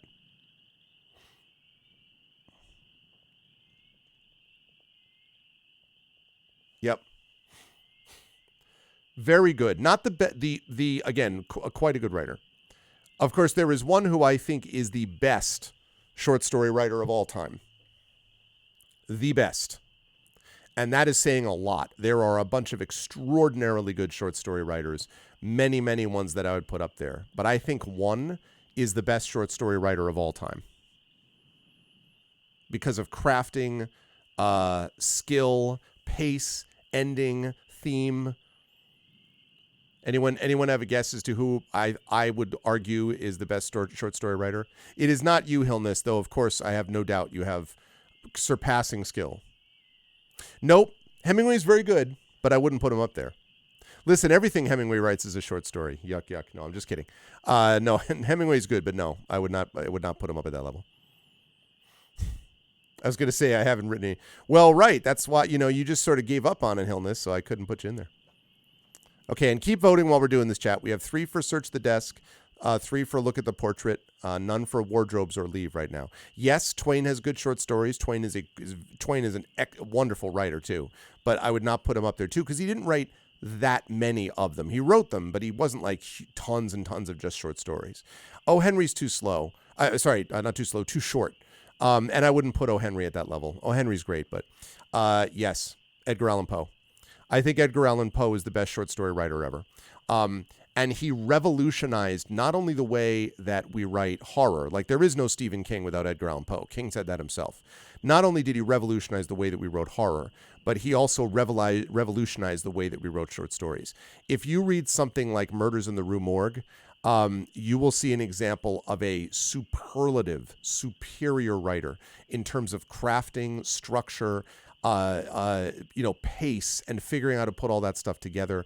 Wonderful sensory writing. Cask of Amontillado is wonderful sensory writing. Beautiful use of point of view. A lot of people think of, for example, the idea that Cask of Amontillado was written in first person because everything is told from perspective of Montresor. It's actually not. It's actually second person because it literally is you who so well know the nature of my soul may not so blah blah blah blah blah blah, and then it goes on from there. It is addressed to a you, and we don't know who that you is, although we can make some guesses about that. But both orally, the dampness of the catacombs that they went through, wonderfully atmospheric in every way. He basically develops detective fiction by himself. Yes, Damon Runyon. Well, so again, Poe, I think, really, for me, seals it. And, there are other writers that, and again, just talking about short stories, when you get up to things like novelists, there are so many people that could be put in that category. Obviously, with playwrights, I would argue that it's Shakespeare, but you could have a lot of other wonderful ones, George Bernard Shaw and August Wilson, and, many, many, many, many, many wonderful writers, obviously. Harold Pinter, I'm a big fan of. And then you get into novelists, and there's all kinds of choices that could be made there. So that's a huge list. But for short stories, that guy is just spectacular. Yeah, Lovecraft was good at setting a mood, but you know what, Horns? The thing is, beyond the fact that Lovecraft was a racist and a terrible person, the other thing about Lovecraft is that, frankly, he gets a lot of mileage off a lot of secrets man was not meant to know. Like, he's not that great, honestly, but, beyond anything else. There are others, William Henry Hodgson and The House in the Borderlands is just as good as anything Lovecraft ever wrote, I think. Poe is better atmospherically, much better writer than Lovecraft was. I just think there are other people who did what Lovecraft did better. I just think he showed up at a certain time and kind of captured the popular imagination. But he's fine, but just not at the same level for me. And he's also a terrible person, so there's also that. Okay, we are going to search the desk. You search over the commander's desk, but most of the papers are requisition orders for military equipment and not very interesting, although there do seem to be a lot of them. Then you find a sheet detailing purchases of lupine armor, countersigned by one Vic Senshale. It seems the Citadel has bought a score of them with an order for hundreds more. Okay, now that's interesting, chat, because in Kare, Book 2, City Port of Traps, you may remember there was a whole sequence where we ended up getting stuck on board a ship, I think it was, and we had to fight a werewolf, and that was Vic. Vic was the werewolf. So it's interesting. This is armor apparently for werewolves. So, that's an interesting reference right there. Very interesting. Okay, so we got those choices out of the way. Now we've got 3 others. Again, chat, remember, we don't want to spend too much time here because we don't want to get caught by guards coming in. So just keep that in mind. So we've got look at the portrait, look in the wardrobe, or leave.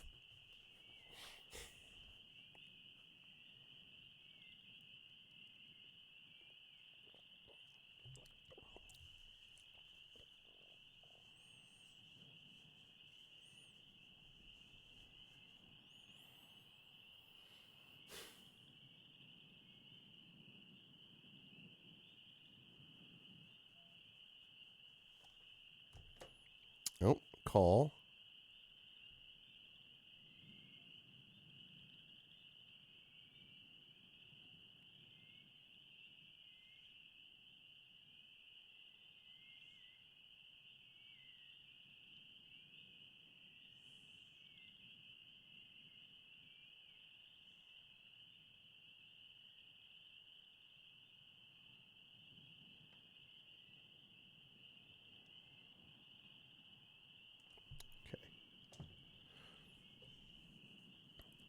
Portrait earned its own paragraph, must be worth looking at. I could see that.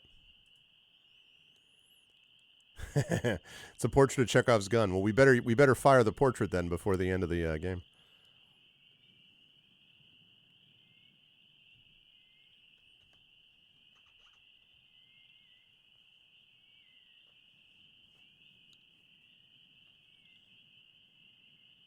And then you have people who wrote a lot of good work, but probably not enough to be up at the same level as some of them, but like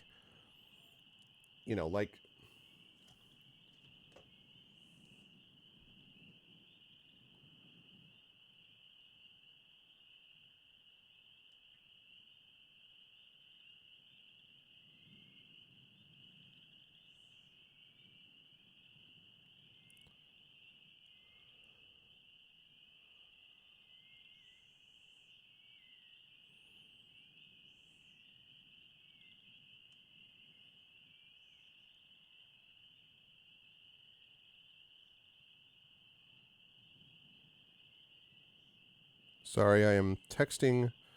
Looks like my wife has landed safely on the other side, I think.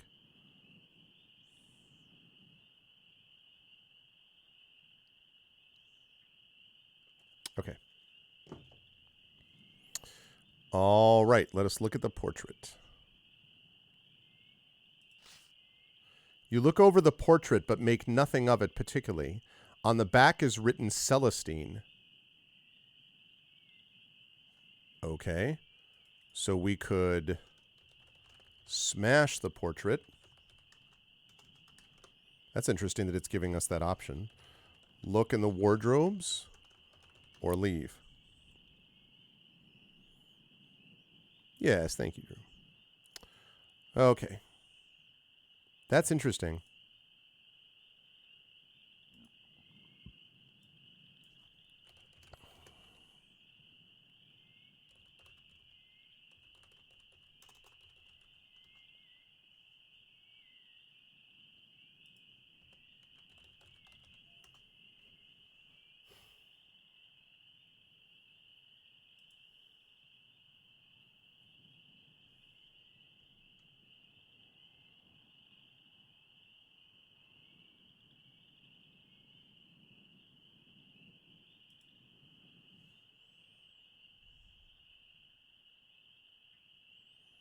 It might. It might. I'm not sure. I'm a little nervous about doing it. It might. Favorite writer at novel length? Yes, Tolkien. J.R.R. Tolkien. Um, but I mean, there are so many wonderful novel length writers. Oh my God. You know, Mary Shelley, who is spectacular. In the speculative fiction field, Ursula Le Guin is wonderful. Alice Walker. Obviously, Stephen Crane, I think, is actually underrated a little bit. The Virginia Woolf, To the Lighthouse is amazing. Mrs. Dalloway is amazing. So there's that. Jean Reese, Wide Sargasso Sea, is incredible. James Joyce, obviously, spectacular. Yeah, there's a lot of really great ones. Yes, Faulkner's great too. Faulkner, my dad who was a college professor, my dad liked Faulkner more than I did. Faulkner's great, but there were times where I felt Faulkner was a little bit like, look at how cool I am. Like, I felt like he showed off a bit sometimes in his writing. Sometimes I was just like, come on, dude.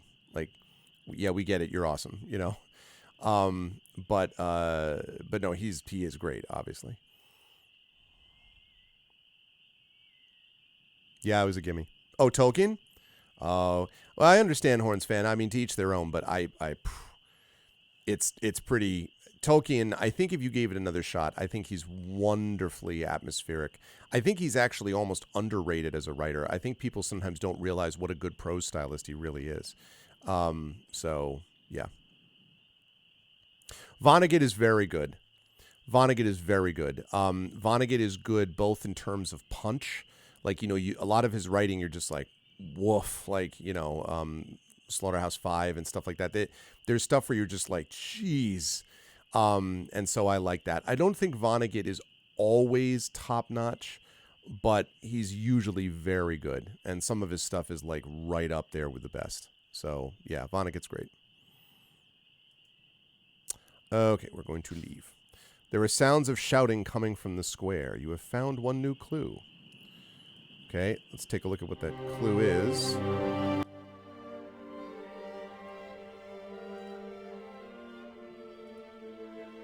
Commander Khartoum is a portrait of a woman named Celestine on his wall. Okay. Okay, that's good to know. All right, so shouting. I assume that means that they're battling in the square, maybe. But regardless, here are our choices. So $ vote space 1 is into the square. $ vote space 2 is the cells. So into the square is over here, or the cells is over here. $ vote space 1 into the square. $ vote space 2 is the cells. Did you know, Drew, that if you went onto YouTube, if you look for a video called Vonnegut and So It Goes, you will find a video done by the MEP Report. That is the podcast that I used to do, comedy podcast years ago with friends of the stream, Story, who you've actually seen. I've streamed a couple times playing board games with my friend Story. And the other one was Russ. And you all know Russ from our vocalist, currently on hiatus because he has kids to take care of and stuff. But we did a video after Vonnegut passed away, because Vonnegut was among Story and Russ's like favorite writers of all time. So they did a video set to Billy Joel's And So It Goes that basically was memorializing Vonnegut. And his daughter, Lily Vonnegut, who actually is in the video as a young girl, Lily Vonnegut posted saying, "This is a wonderful video that really honors my father. My family and I have watched it many times. Thank you." And we were like, okay, we did good on that one then, I guess. So that was really cool. So if you look that up, you'll be able to see it.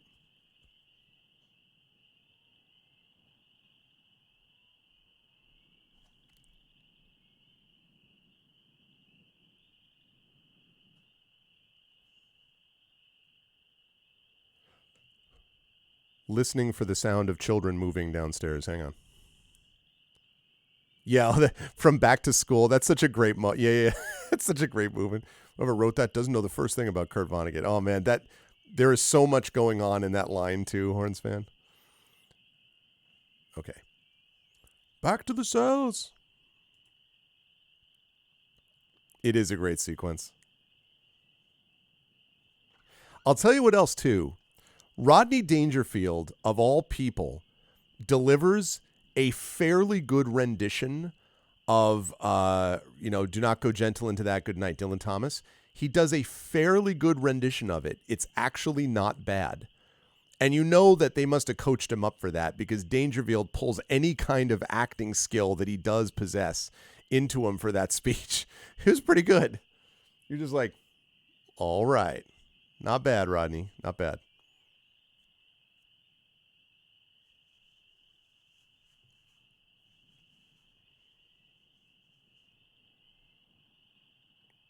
Okay, last call. Going once. The triple Lindy. Going twice.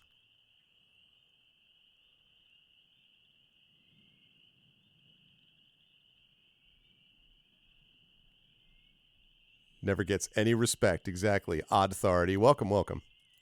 Okay, here we go. Back to the cells. I assume we have a plan for this.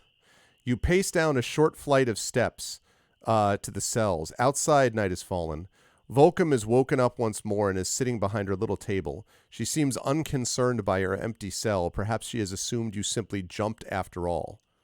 Wait, what? Okay, so do we look at the cells, talk to Volcom, or make a move? This is very odd. I did not expect that we would be spending much of our session today hanging out in the cells. She's like, oh, hey, what's up? Hi, Bob. Hi, Earl.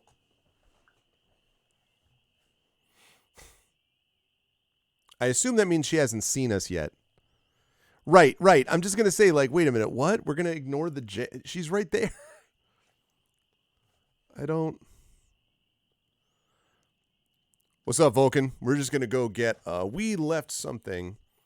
Generally, I like to write a check on the dashboard of the car while the car is on and then bring the card out to you. So I'm just going to go... All right, what's that from, chat? Since we were all talking movies. We did get our stuff back, yes.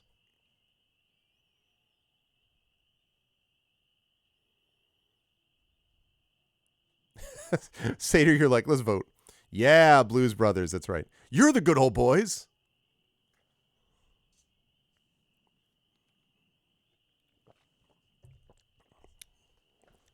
Another great movie. Orange Whip, Orange Whip, Orange Whip, Orange Whip.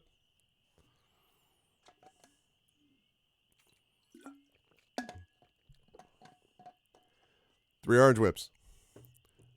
There were locusts. It wasn't my fault, I swear to God.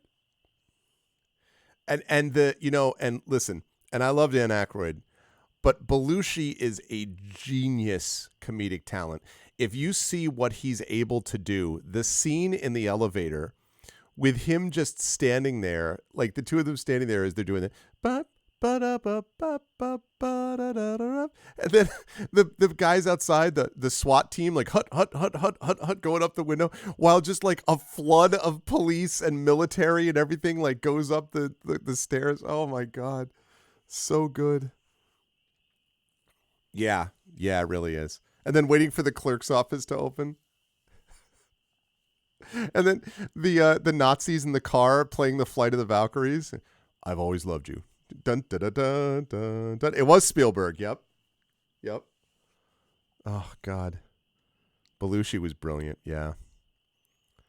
I actually remember there was a film class I think I audited once because I don't feel like I took it for a grade, but where one of the things that was talked about was they do the food fight scene from Animal House where he's going through Blutarsky, right? I think is his name, is going through the lunch line, and it's doing the don't know much about history, don't know much, but, and he's like collecting the food together.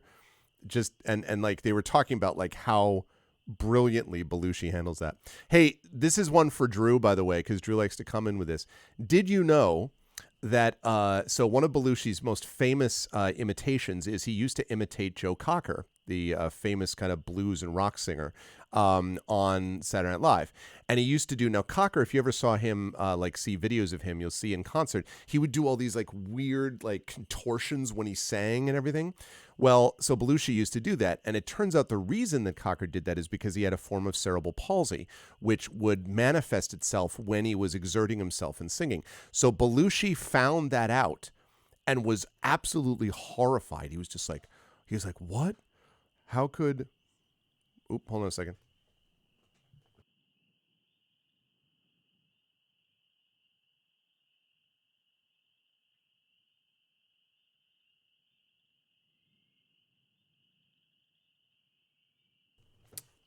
So he just like, so he was horrified. He didn't know. And he called Joe Cocker to apologize. He's like, I'm so sorry. And Cocker was like, I don't know. I think it was hilarious. So then Joe Cocker showed up on SNL, and yes, I have seen the two of them, Joe Cocker and Belushi together doing the it was freaking tremendous. Speaking of a guy who was taken too soon, God, was Joe Cocker good. If you get a chance to hear his live version of a letter, bet my baby she sent me a letter, it freaking, oh my God, he is so good. Joe Cocker, like, oh really, Horns fan. That's another thing from Blues Brothers. Like, Ray Charles with the with the he's like, all right, what about this? All right, Ray, I guess we'll take that action. All right, chat, we're gonna talk to Volkim, our jailer. Joe Cocker? No, he actually had a little bit of condition. It may not have been palsy. It may have been like I may be misremembering the palsy part, but no, it was an actual condition that led to that sort of reaction. And like that's why Belushi was so embarrassed because he didn't want to make fun of him. He was just like, but Cocker thought it was hilarious. So yeah, James Brown in the church. Yep. Shaka Khan in the choir. Oh my God, so many like freaking cameos. In that sequence where they're doing that, I heard about the person you've been playing with all over the neighborhood. That whole sequence. The people on the bridge behind them are just Chicagoans, like they're just people that were just there, and the directors were like, "All right, leave them in the shot," because that was awesome. Yep. But I don't, but again, Drew, I got to look up and see. It may not have been palsy, though. I want to make sure that I'm not getting that wrong. It was some medical thing, though. That was the thing that like manifested that way. My trumpet teacher actually in high school had something like that, where he would have he had a mild palsy that would manifested when he was playing trumpet because of the way that you have to kind of curl your hands a little bit for it. So, yeah, shake your tail feather. Yep.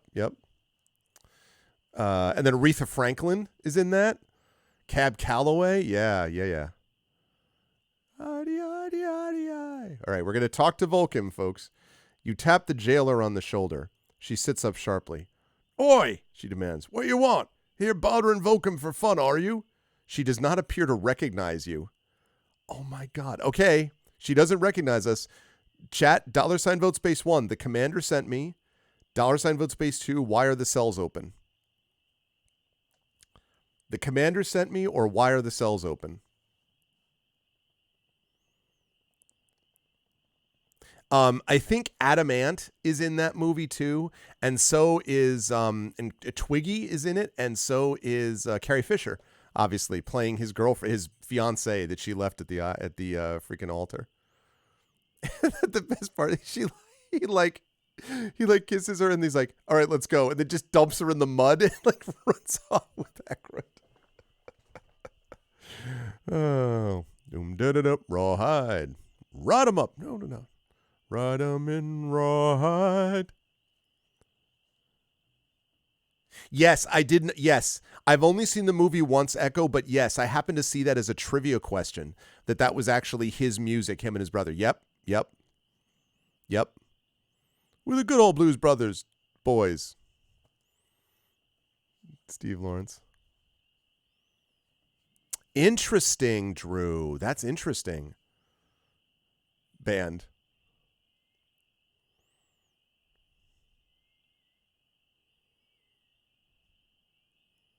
Jake. And just one fried chicken. And Elwood. Yeah. Adamant. Adamant was also in, bizarrely, was in an episode of The Equalizer, the 80s version of The Equalizer. As a bizarre, like, as was Brad Dourif, by the way. Brad Dourif was also in The Equalizer. Pre-Chucky days. Wormtongue days. Yes. Yeah, he did. Also, hi, Axeman. Yeah, he did the music for that. Yep. That theme, too, is epic. That theme is so good. I've said this before. I love that show, first of all. It's one of my favorite TV shows of all time. And there's a sequence called China Rain where this kid gets kidnapped by a bunch of mobsters who are from like a mob that basically is like organized crime, a Chinese organized crime in New York, and they kidnapped the wrong kid, and it turns out they kidnapped the kid of the servant of this rich guy instead of the rich guy's son, but whatever. So they kidnap him, but so they come back to the apartment, and there's a bunch of police who come in and everything, and the maid, whose son it was, is working. And she kind of turns around with this horrified expression on her face because she feels like there's something wrong. And she sees the police sergeant and the police looking at her, whatever. And she's like, Vincent, who is the name of her son. And she's like, Vincent. And she screams, drops the plate. And this keyboard note underneath it is doing this. And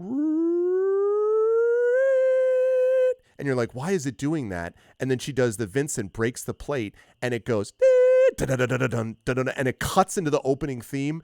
Freaking awesome. Like it is such a good opening. And they didn't always do that all the time with the theme. Sometimes they just played the theme. But that opening sequence is freaking badass. Oh man, was that theme good. And William Zabka. Yep. There's a lot of good people in that though. There is also oh god, what's his name? Not just Zabka, another guy who was a famous 80s guy. Well, Tony Shalhoub, who played Monk, shows up in there as a terrorist at one point. Oh, God, who was the other? Zardsha, I think it is. No.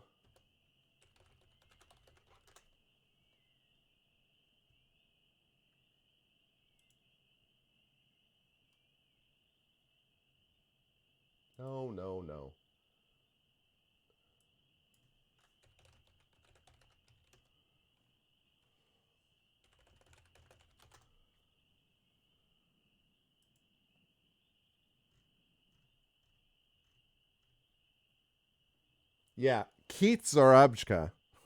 No wonder I can never pronounce it properly. Robert Lansing was in it. Lansing was in a whole bunch of stuff, including Star Trek. Mark Margolis was in a ton of stuff at that time. Bunch of good people there. And then, of course, the absolutely brilliant Edward Woodward, who I've talked about this before.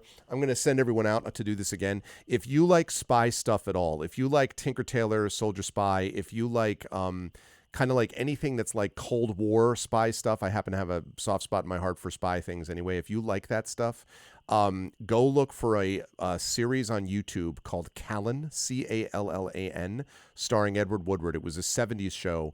There were 4 seasons. The first 2 were in black and white, last 2 were in color.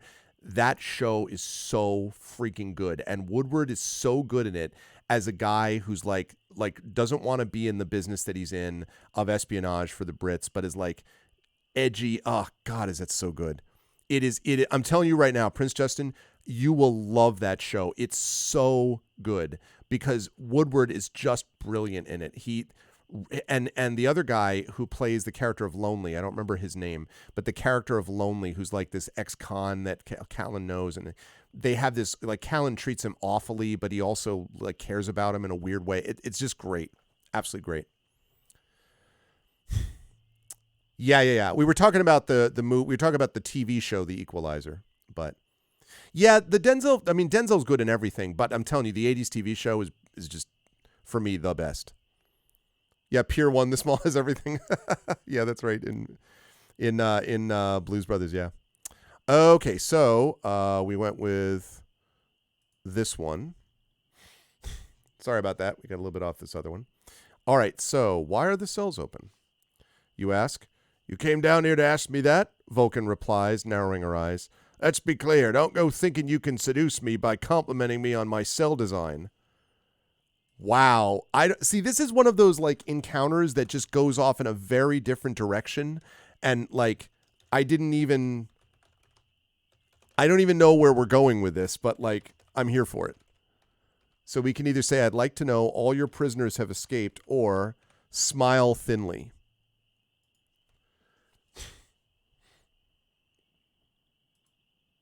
Yes, does this have the trailer? Yeah. Yep. He really is very disturbed. And useful. You've seen his record. Wouldn't you say he was useful? I'd say he used to be, sir. He isn't really ill, though, just unwilling to be shot at. I need this man. You've been in hospital 5 months, Mr. Callan. Oh, as long as that, is it? You were lucky. Oh, yeah. Bullets through the lung. You should have my luck sometime. Before all this, how would you have described him? Brave, aggressive, sexually normal. Quite ruthless once he believes in the justice of his cause. Yeah, he's great. He's so good in that. Oh, so good. That da, da, da, da. And again, it perfectly captures the kind of world weariness of it, and like yeah.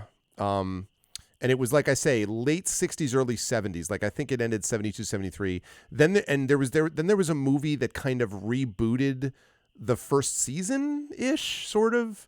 And then there was an 83 movie of Callan, which isn't as good, which is like they were clearly kind of done with the characters by then. But those first 4 seasons were great. And as I say, you can get them for free.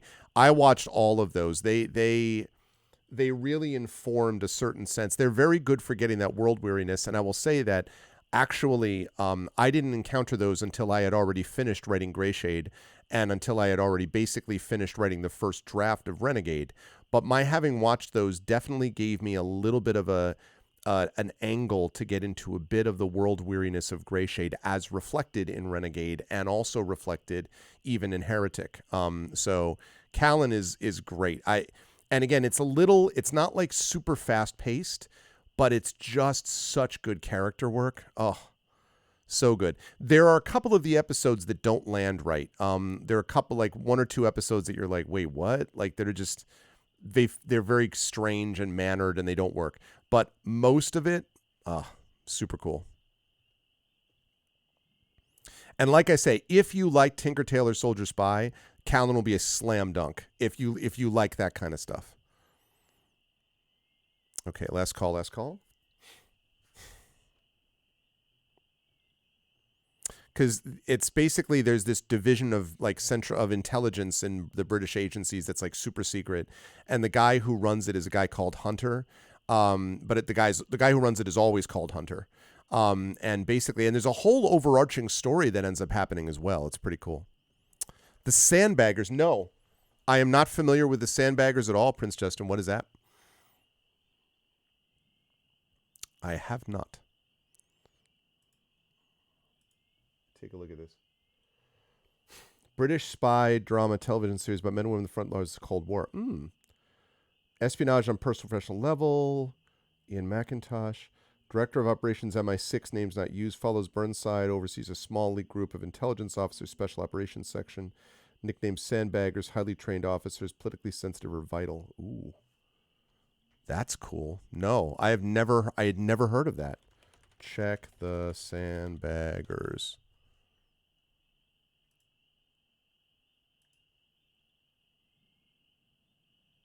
Thank you, Prince Justin. I will do that. I have made a note to myself. More British Cold War spy goodness. Yeah. I will have to check that out. I have to find a, I've been reading a very cool academic book that is written about the extensive intelligence network in Renaissance Venice. It is fascinating and super useful, as you might imagine, for Greyshade stuff too.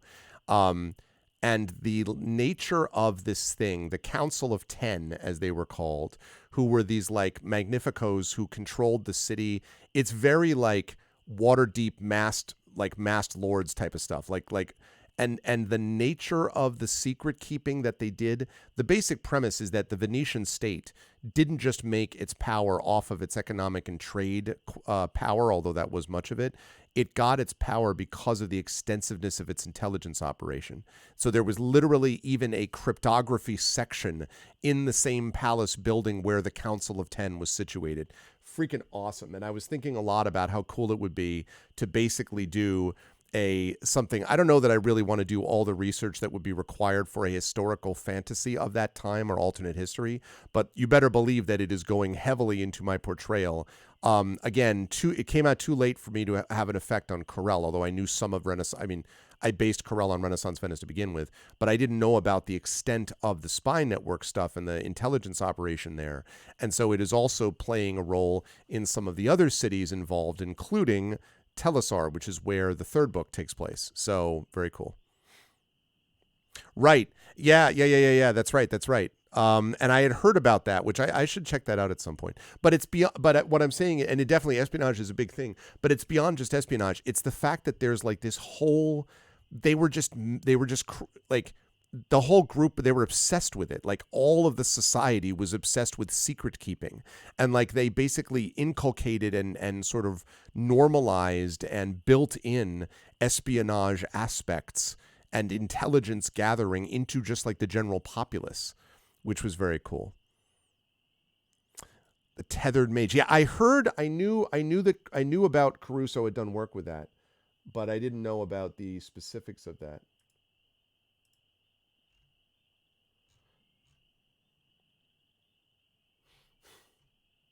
Yep.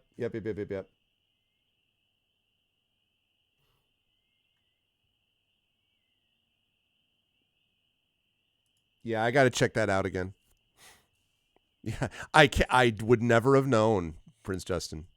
You seem to have such an extensive knowledge of fantasy. I can't imagine. And beyond that, you seem to read widely.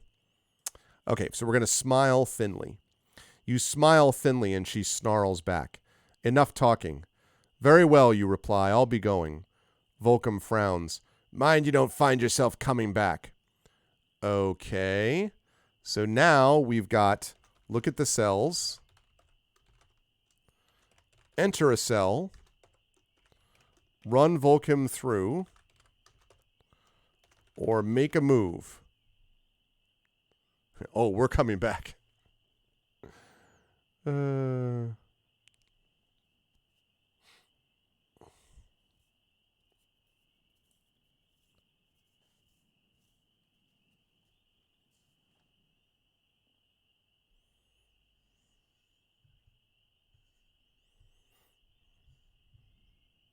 The circle of imprisonment.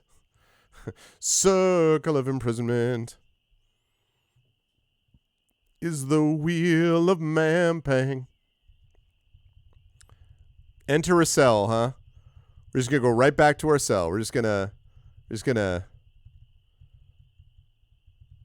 head into the cells. Actually, I should look at the cells, which I promised that I would always do.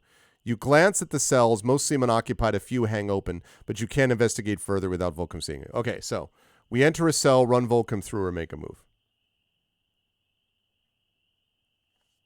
We're trying to sell this.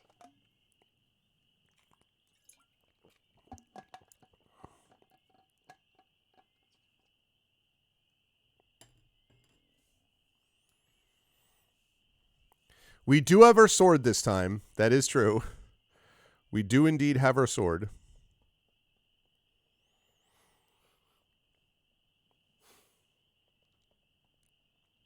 I don't know, we've made a lot of progress tonight.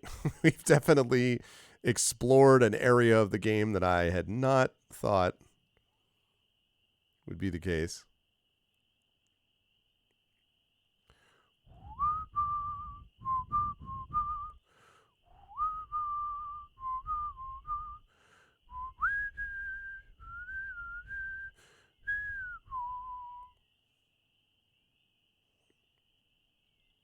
Are you going to change vote there, Prince Justin? It's Easter. Adventure beckons us, yes. Indeed. So, yeah, like look at, so enter a cell, run Volcom through, or make a move. Look at the cells I just did. So ignore the look at the cells option. You don't understand these options? Because we came back to the cells, so now we're there. I think we were doing it because there was a battle going on in the courtyard, I think, so we wanted to avoid that. But now we're, like, here. I mean, one thing is we do now have our possessions back, so we could theoretically, like, float and, like, do stuff. We could do some of those things. All right, last call.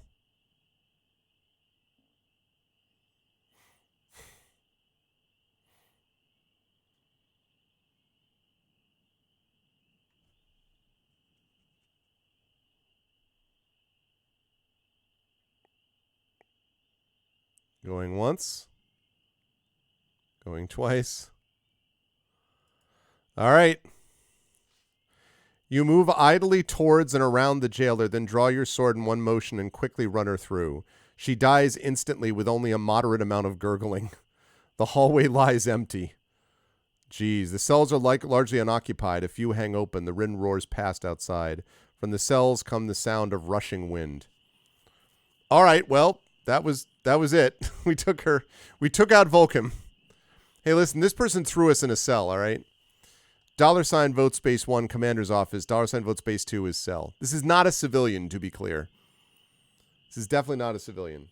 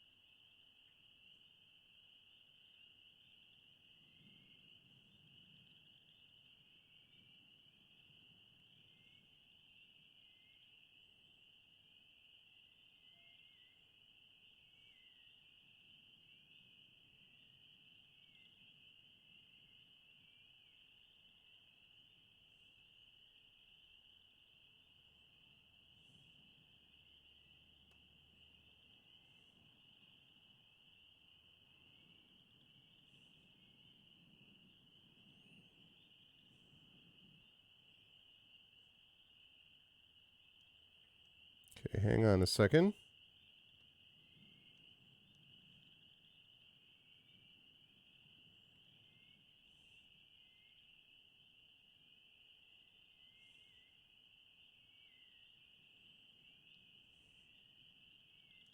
Okay. It's a bad day for Vulcan. Vulcan's last words, I chose poorly. God damn it. I should have paid attention to the prisoners.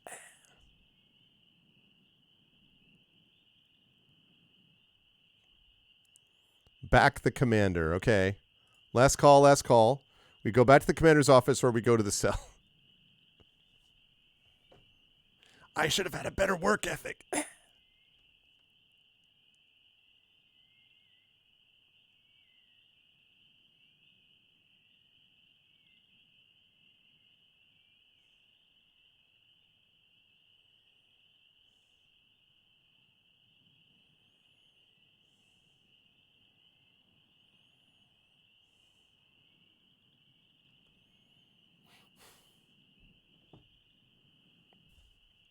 There's no work ethic at home, only fun, at least in the attic. All right, we're going to move back to the cell. We're back where we started. You enter the open cell. One wall is missing and looks out the open air. Ah, but this time we do have spell options this time. Oh, that's why it's so quiet, because I didn't... Yeah. I was like, why is this so quiet? Now I know why. Gob. We could summon a goblin. We don't have a goblin's tooth. I don't know why we would summon a goblin anyway, but we could. Nope.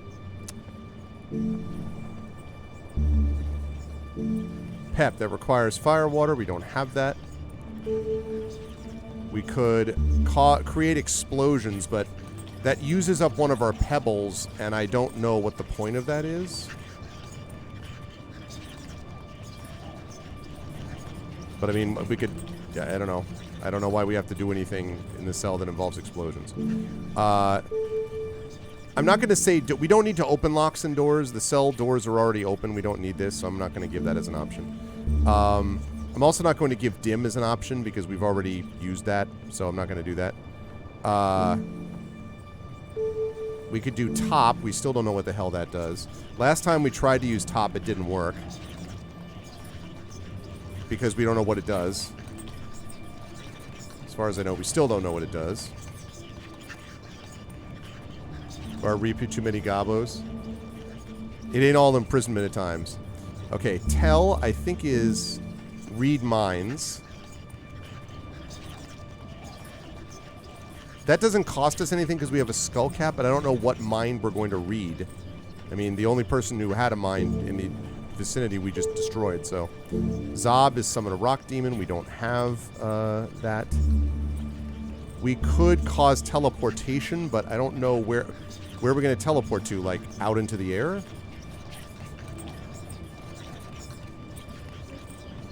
But we could do that. We could... Oh, I did that already, Zob. Zen would allow us to hover in the air.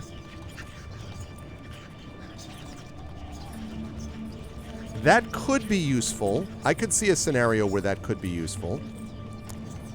Zip, Zen. Top, Pep, Go. I think that's all of them, because I think we did everything else. Or leave the cell.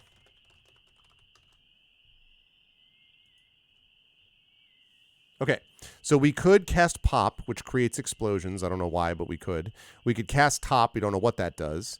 We could cast Tell. That allows us to read minds. I'm not sure whose mind we're going to read, but we could. Cast Zip causes teleportation. I will say that makes me a little nervous because I have a feeling like that's going to teleport us into the air, which I don't think is great, but we could. Cast Zen lets us hover in air. That doesn't cost us any stamina. I could see a scenario where we do that and then we hover down to the college below because they said that you could actually do that. So I could see a scenario where you cast that and then we hover down here. Theoretically, I could see a scenario where we do that. That's Zen. Or we could leave the cell. And if we leave the cell, then we got to go out into the courtyard again. So... Unknown adventure.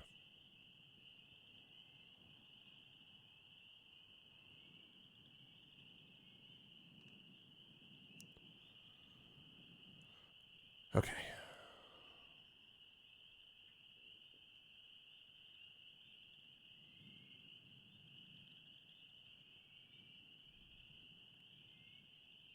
We used Zen earlier. When we were when we jumped out of the, we were thrown out of the left side of the fortress by guards, and we used Zen to kind of get back in. So we have done that before. Star Wars need more sorcery. Well, I can't say that, Echo. I've been having a great time with sorcery, but I'm super excited for Jedi Survivor. So that's why I say... We're going to play this for a few more sessions, and if in the next 2 sessions we haven't made much progress overall, then I probably will off-stream zip us forward so that we're, we have basically like an hour or 2 left so we can finish, because we've gotten, a good amount of play. But that doesn't happen. That's 20 days away. It doesn't release for 20 days, so I'm not going to, this game I was planning to play up until that releases anyway. Then we play Jedi Survivor, and then we'll kind of continue with whatever games we have after that. But I loved this game, though.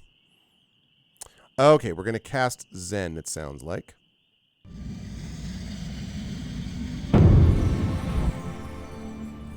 Z, E, N. Cast.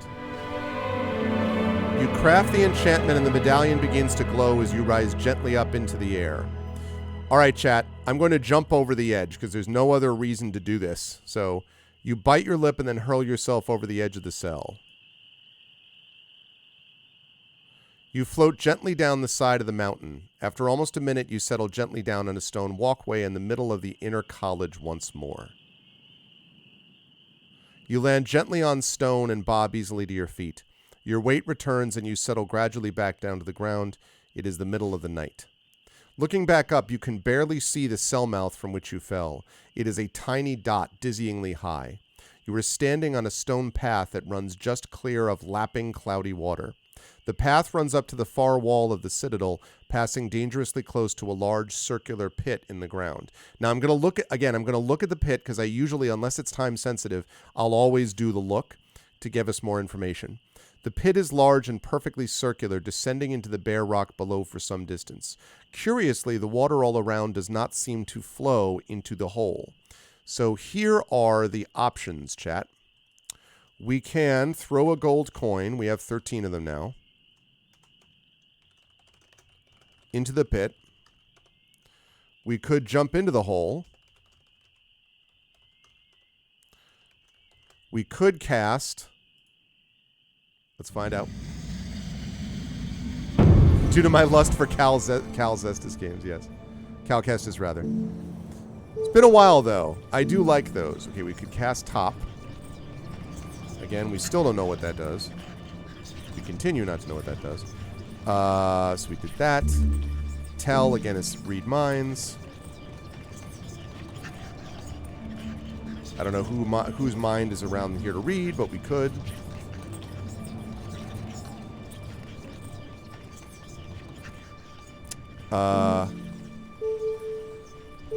How gives us safe passage, or allows us to find safe passage. That does use a stamina, though. Safe passage.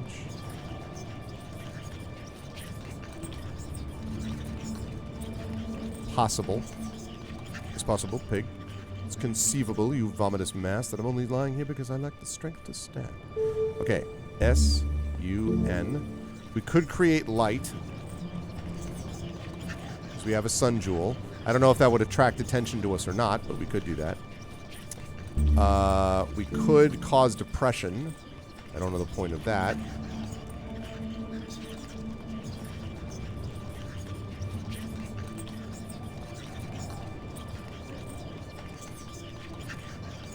Okay.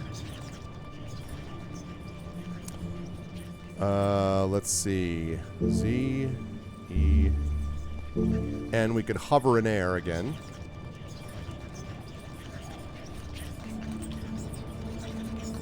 Maybe that gets us back up to the cells if we wanted to do that. Although I don't know why we would do that.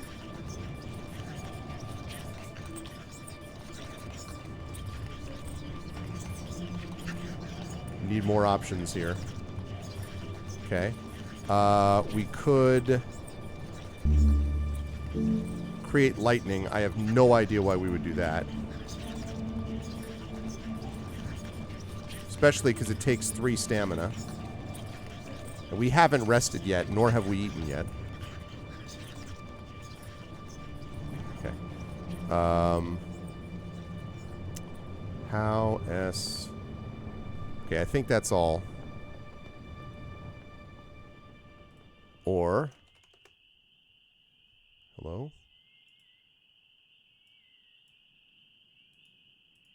Ah, what the hell?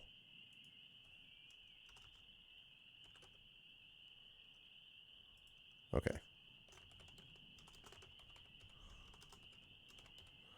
Just got rid of all those extras, which I didn't need anyway. Okay. Yep, I'm actually going to save it for that very reason, Echo. I really love that Effect Life put in the option to be able to save these because...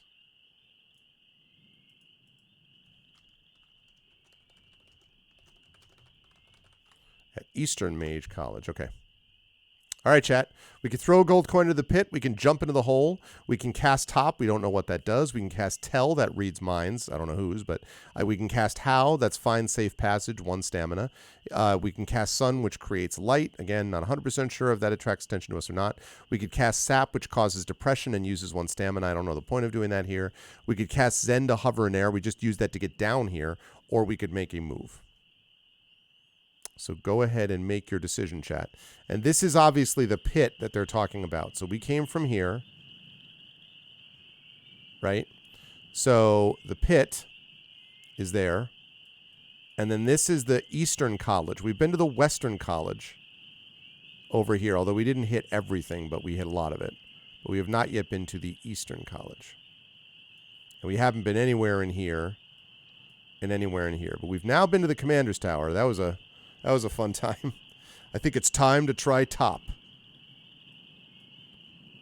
You're the top. You're the Colosseum. You're the top.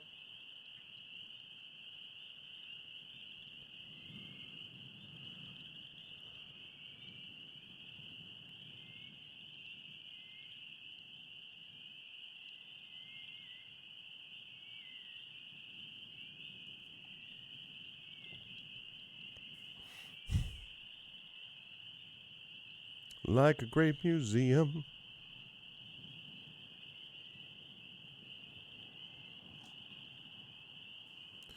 Will you run or flee 'em?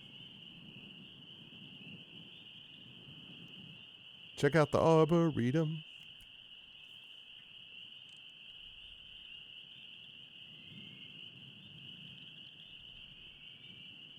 YOLO? Apparently? Okay. Gonna last call this.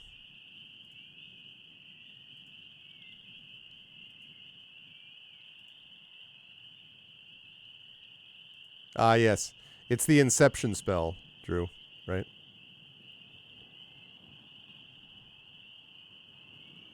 Baby, on the bottom, you're the top. Do.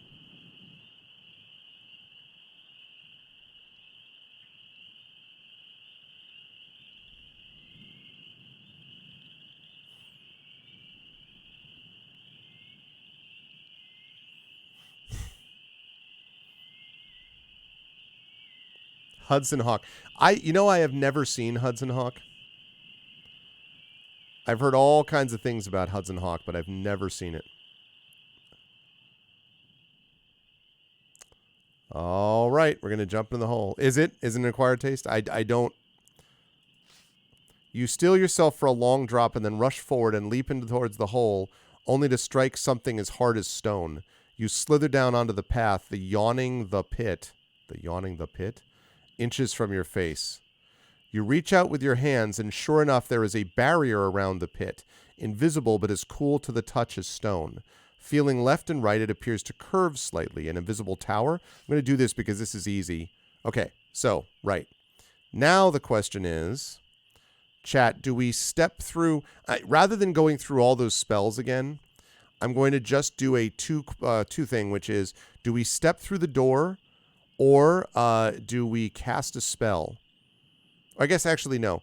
Do we step through the door or don't we step through the door? Let's put it that way. $ vote space 1 means we step through the door. $ vote space 2 means we do something else. And then I'll open up all these other options. So do we step through the door or do we cast a spell?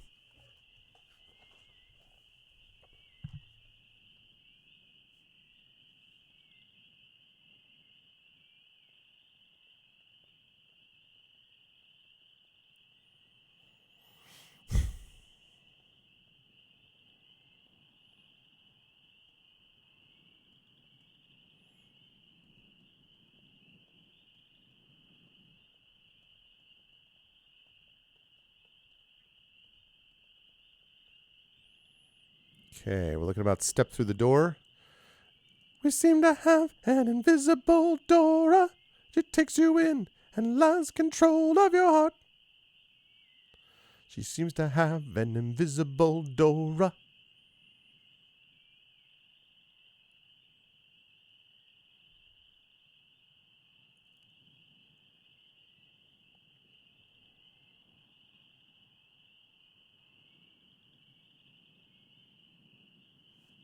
Haha, I see what you did there, Prince Justin.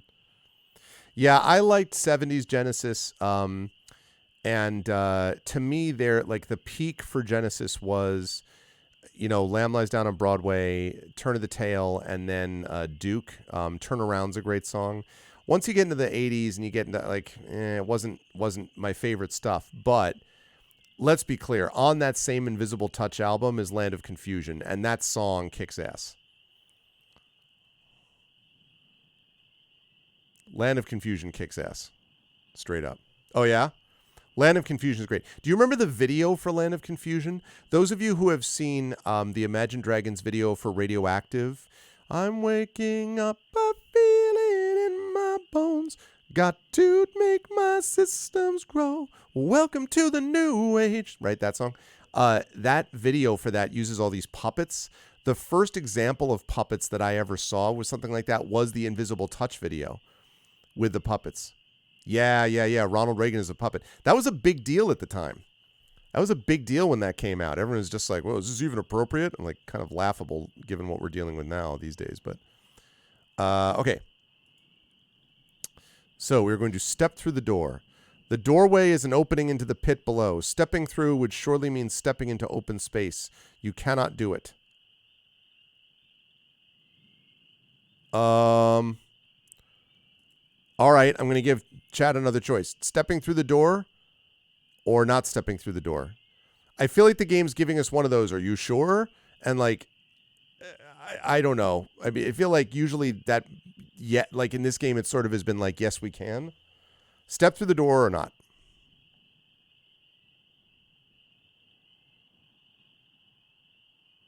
Like basically step through the door, or do we cast a spell or make a move?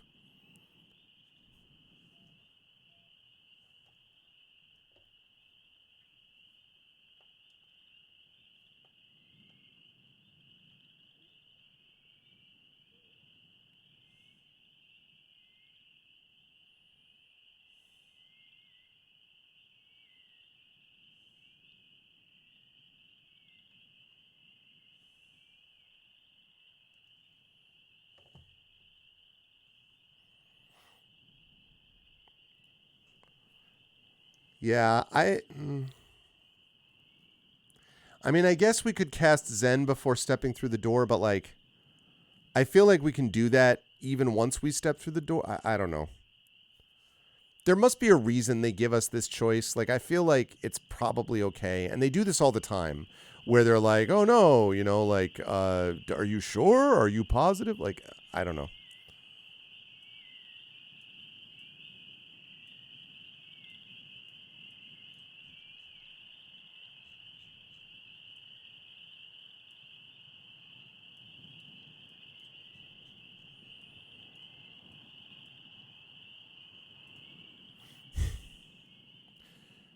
Bum, bum, bum, bum, bum, bum, bum, bum, bum, bum, bum, bum, bum. But let me last call this, chat. Entering our last half hour, by the way. 12:15 is when I want to wrap up, give or take a couple of minutes, because I'm going to have a big day tomorrow. Got to get the kids ready, get them out the door in the morning, and then we got stuff going on in the afternoon. I'm taking them for a little day trip as well, or actually an overnight trip. And then we'll be back Monday night, where I'll be streaming again Tuesday. So we're gonna be going until we get to 12:15, and we'll see how things go.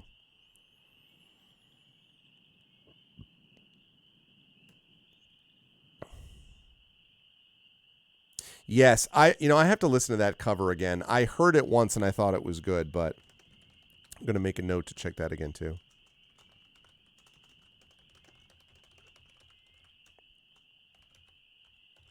Okay.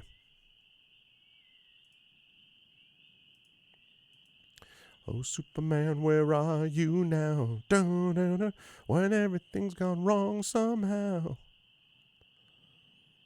All right, sounds good, Echo. Be well, sleep well. Happy Easter. Talk to you soon. All right.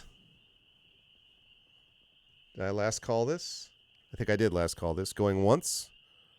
Going twice. Okay. You step through and walk out across an invisible floor over the empty, yawning pit. You dance in the air above the fall. Then you hurry back to the path once more. Wow. Okay. Interesting.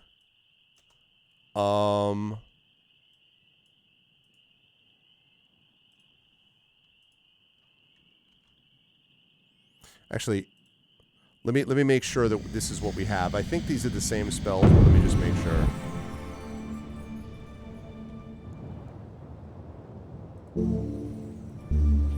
Yep, we have Zen. Okay, so that's there. Hover in the air. We have Zap, so that's another one.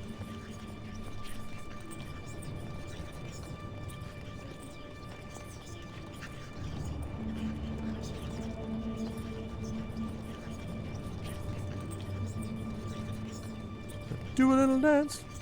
Make a little love. Get down tonight. Don't pop, get down tonight. We still got top and tell. We've still got how. Yes, okay, good. So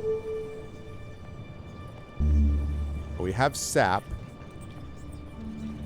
Looks like we also have... Oh, we have sun. Okay, we do have that. All right. So these are all basically the same.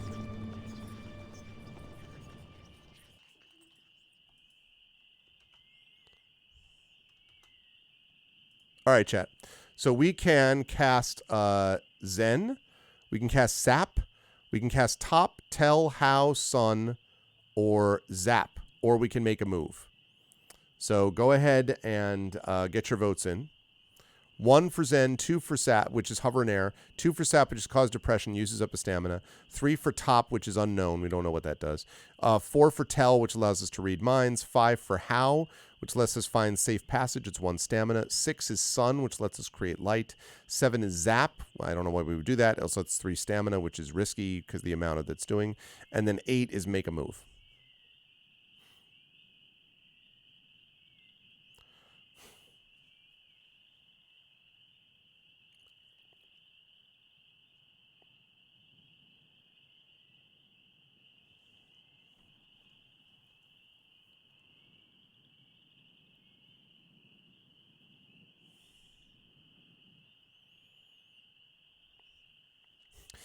Watch. Top is going to bring us directly to the Archmage.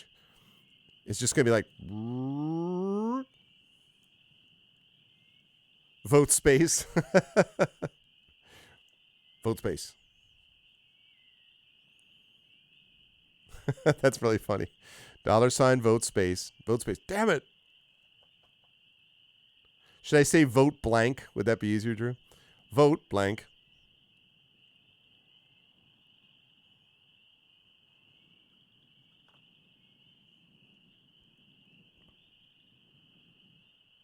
All right, last call, last call. Since we're talking Phil Collins, and there's just an empty space. Take a look at this vote. Well, there's just an empty space. Nothing left here to remind me. Just the memory of Drew's face.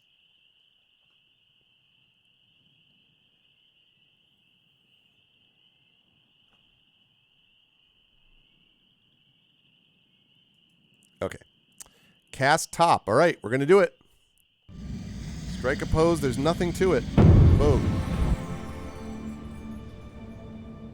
Okay. T. O. P. Work. You try to bind the enchantment, but you are missing an item that it needs, and so the spell dissipates around you. I see. Okay. So that didn't work. So, okay. All right, so same thing. We have Zen, Sap, Zap, Tell, How, Sun, or Make a Move. Yeah, at least now we know. I think that's what happened before. We need to find some item that it needs if we want to do that, although we still don't know what it does.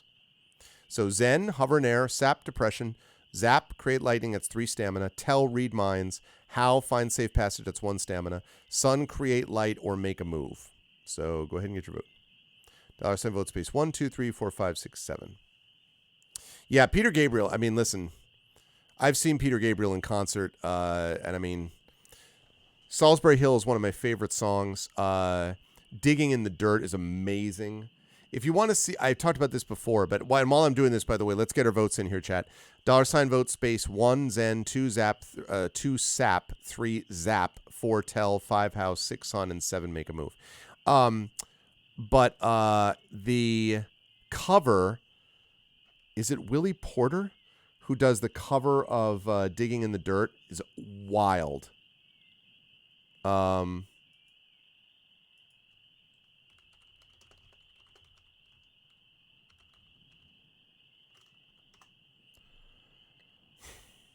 Yes, yes. There's a thing. Willie Porter playing Digging in the Dirt at Rockwell Music Hall in New York City.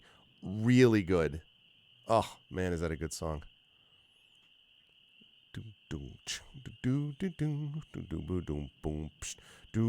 only thing with that wrong with that cover is that it doesn't have Tony Levin playing the bass.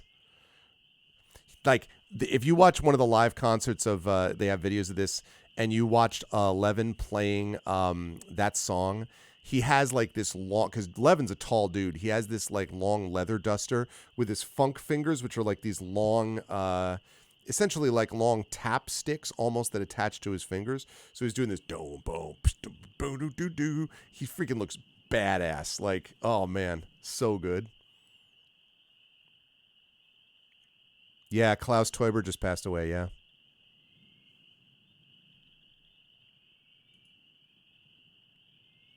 Something in me, dark and sticky, all of the time it's getting strong. The way you're dealing with this feeling, I can't go on like this too long. Boom, boom, boom, boom, boom, boom. Boom, this time you've gone too far. Good song. All right. All right, how it is.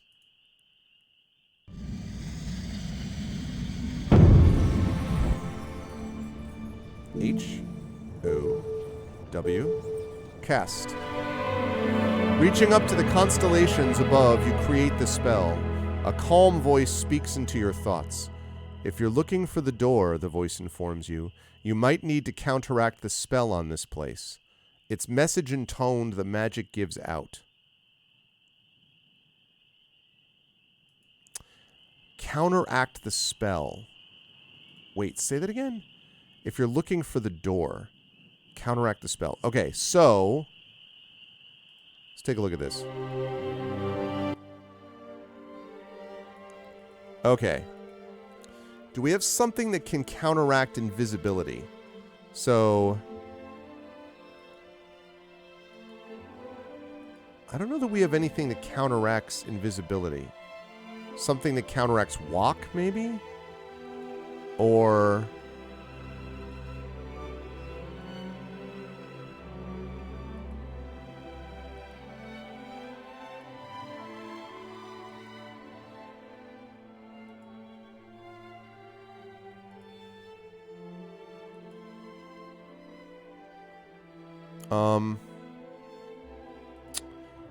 oh, okay, so invisibility. Something requires invisibility.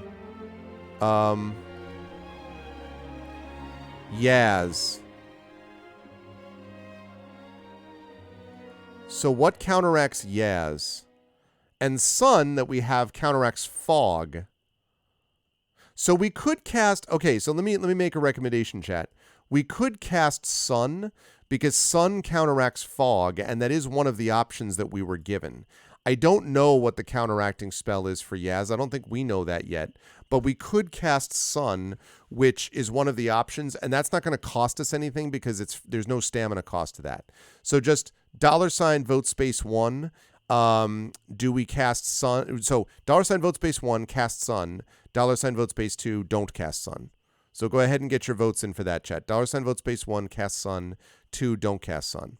So we could do that because we have we have a jewel, whatever it is, and it doesn't cost stamina to do it. So there's no harm, no foul on it.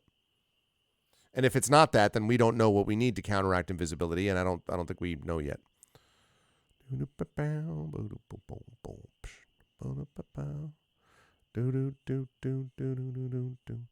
Yeah, we need to get to Jan. We need a key or something to get in there. Maybe we'll find something in this college, this mage college of ours.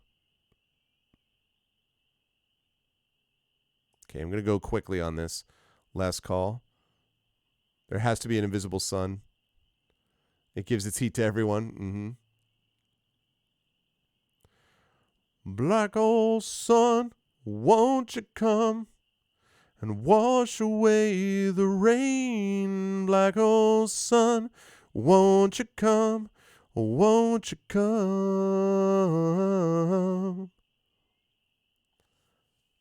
In this game, with these spells. I don't know, but I will, that I am well, trying to find the key to get this creature onto me. No, that can't be. Really? I never read that. He played that like for Stern and even really? That's too bad because it's his best song. I mean, all right, we're gonna cast Sun here. How could you hate Black Hole Sun? It's so good. S U N Sun. Okay. Okay, it gives a magical white glow, but so that's not the spell we need. So we're gonna need to find this then, chat. So we've got one route leads to a crystal dome, the other to an old door set into a tower of stone. So, like it was incomplete. Maybe it needed Nora Jones treatment, because her cover of that, as I've talked about many times on stream, is incredible. Okay. So, chat, here we go. We're going to have to deal with this later if we can counteract it, but we don't know what the spell is for this right now. So we can either go to the Crystal Dome, that's $vote space 1, or we can go into this old stone tower, that's $vote space 2. And you can see where both sets of towers lead. 1 is Crystal Dome, 2 is into a tower.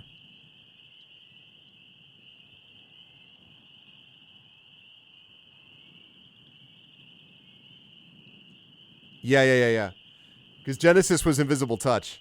I wasn't 100% sure, but I was like, yeah. I saw because of yeah, exactly. No, because it yes, cross the streams. Never cross the streams. And the lamb lies down on Broadway. Boo-doo-doo bow. Early morning man is on it. Open wind across the land. Movie Patterson's now undone. The all-night watchman wears hat is fun. Where is Destin? I thought you were going to sleep, Echo. Where is Destin?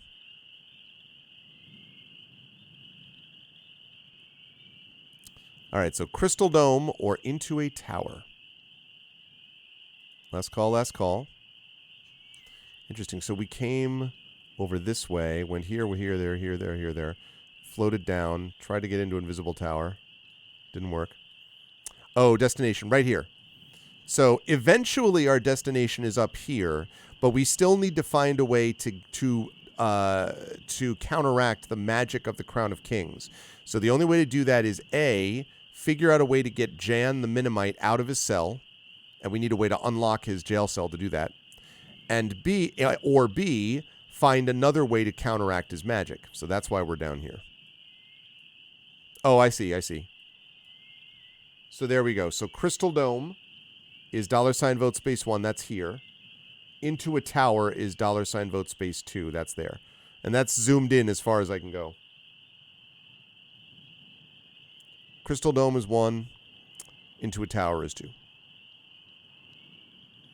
right, last call.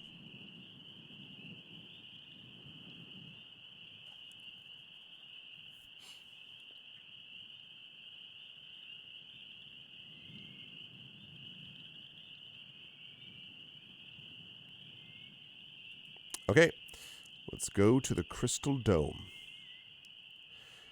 You follow the path towards a crystal dome. At the meeting of many ways is a large glass dome blazing with the reflected light of the cosmos above. There does not appear to be any way in or out. Okay, looking in. You pause to peer into the depths of the orb. 1,000 shapes dance within, shifting and changing as though you saw the reflections from the eyes of 100 different people. The effect is quite mesmeric. Okay, well, I'm going to load a spell list. So we can touch the dome. We seem to have a dome toucher. Okay. And let's see what spells we have.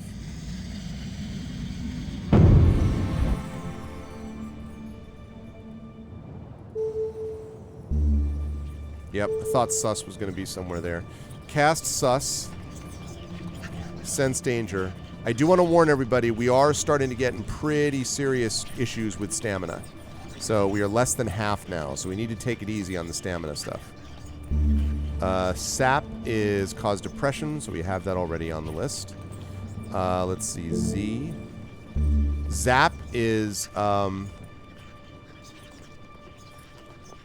So Zap is cause lightning. That is 3 stamina. So again, see my previous comment about how we have to take it easy on the stamina now. How, we already know about how. That's fine, safe passage.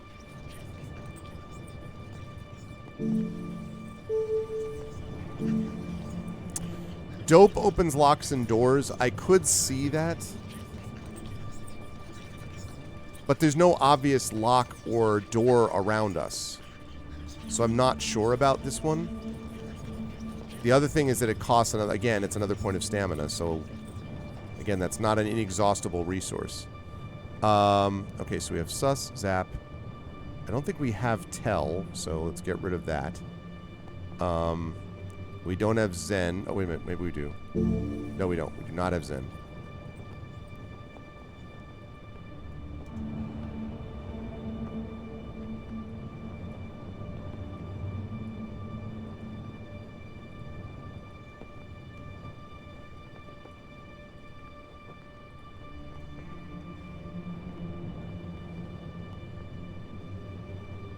Okay.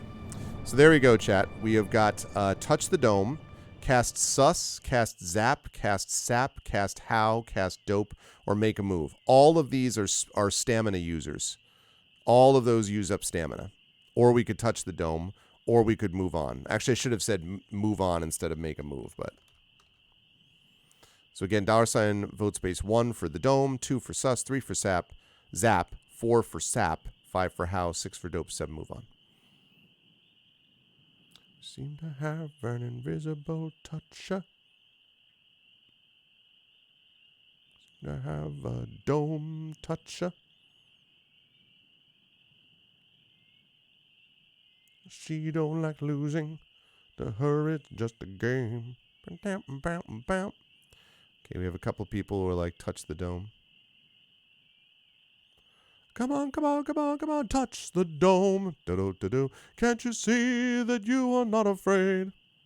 What was that promise that you made? Do-do-do-do, boop, boop, boop, boop, boop, boop. Now I'm gonna love you like the heavens cause the rain. Well, go ahead and get your vote in there, Seder. Why not? Let's try to blow our eye sockets out.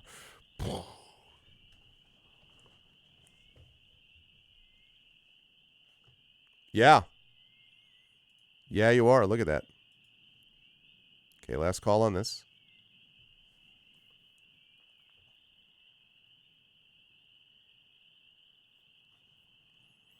Okay, we're going to close this because everyone is in agreement.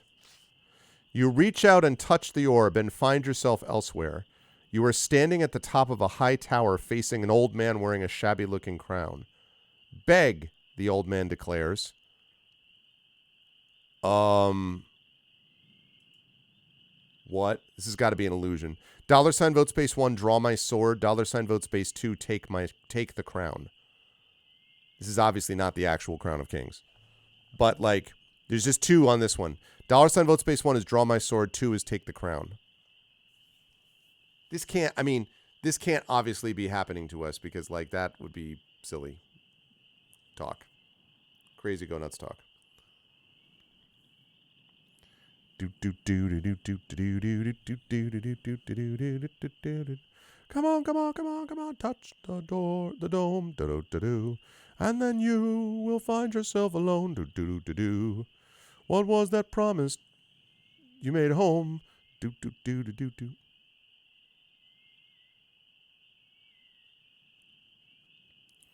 Now I'm gonna love you.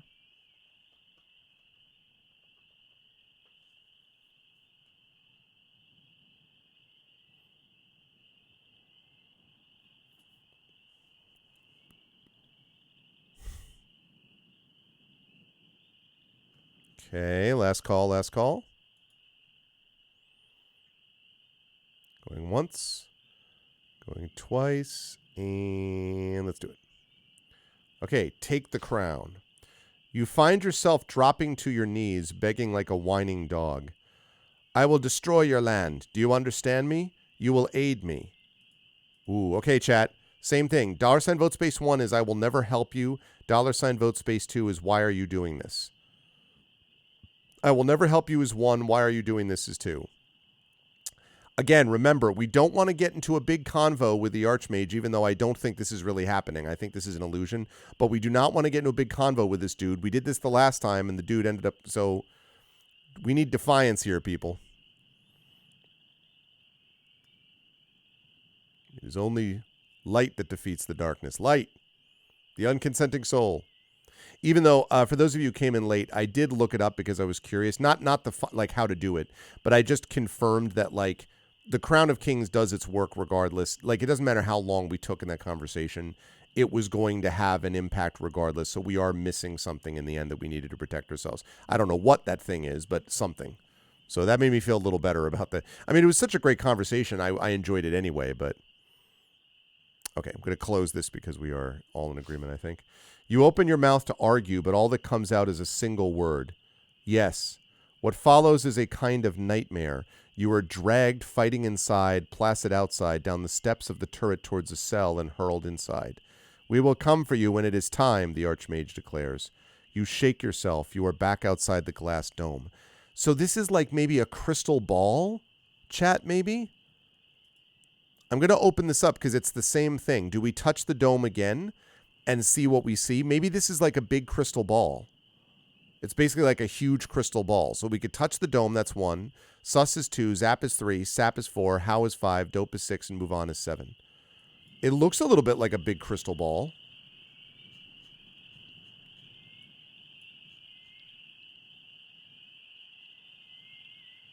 A Palantir. They are not all accounted for, the lost seeing stones. One of them is in the Fortress of Mampang. What? The Fortress of Mampang. There is only one Archmage of Mampang. Only one who can bend the crown to his will. And he is a bastard.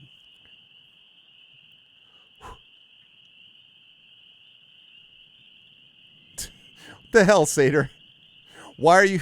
You're like, I'm just going to zap this dome because I'm ticked? We only got 9 damage, my dude. We only got 9 stamina. That would drop us to 6. A stiff breeze might kill us. Need to get our stamina back up, too.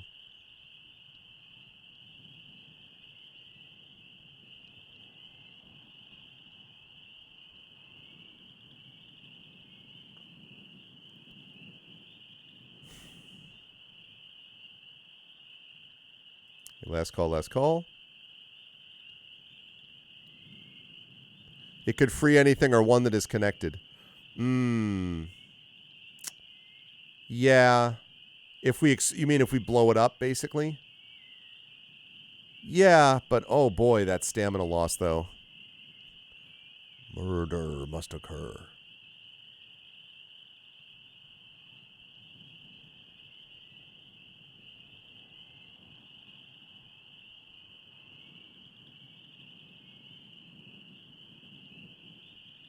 It's fine. I mean, you can vote however you want, Satyr. I'm not like obviously browbeating you into doing that. You can do whatever you want. It's all good. Must touch thee again. Okay. Oops. All right, touching the dome again. You reach out and touch the orb, but you see only what you saw before. Oh, interesting. Okay. So then, having done that, that's fine then. So now we know what it does. So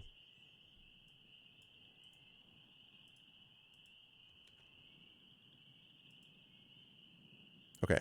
So there you go. So we could cast Dope, Sus, Zap, Sap, How, or Move On.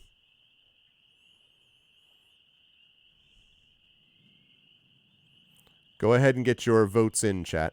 And then wherever we end up next will probably be the end spot. We might do one other vote after this, depending on time, but but it'll be close. As I said, slightly shorter than normal tonight because I got started when I got started. I am glad I was able to get a full stream in, though. And it looks like I'll be able to do that on the Saturday as well, next Saturday, too.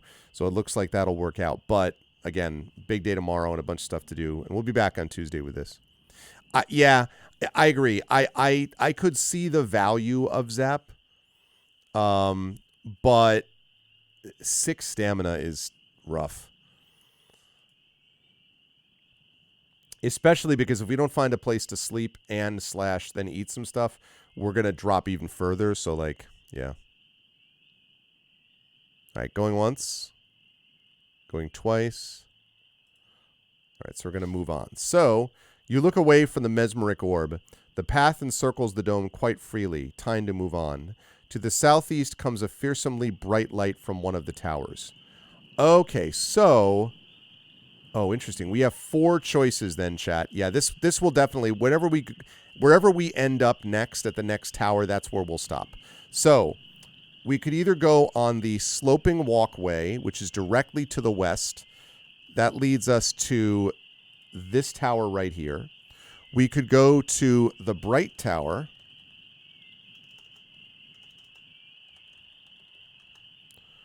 which is right here. We could go east, which is over... Nope. Okay, good. I didn't want to accidentally move east. East right here. Right? Or we could go back north. Now, east looks like it's going to a different place. Like a tower in between these 2 towers. North would bring us up here, and then we could go back down to the old stone tower. So basically, if you want it, you can go to the sloping walkway. That's $vote space 1. You can go to the bright tower. That's $vote space 2. You can go east to whatever the hell this thing is, which doesn't look like a tower, or maybe it's a little mini tower. That's $vote space 3. Or you can go north, and we're just going to go into the old stone tower here. That's $vote space 4. And you can see that there is a walkway leading from this tower to this tower. So basically, if you want to go down this way, you can, right? Or you can go this way to the walkway, to the bright tower, east or north. So go ahead and get your vote in. No, I want us to decide now because we know what the choices are that were made. Once we get there, though, we'll stop, Echo. Because we've been playing so we know what we were aiming for. So that gives us something to think about. And at least it means that we're now exploring this area of Mampang, which is this other big tower thing. We did, what, like...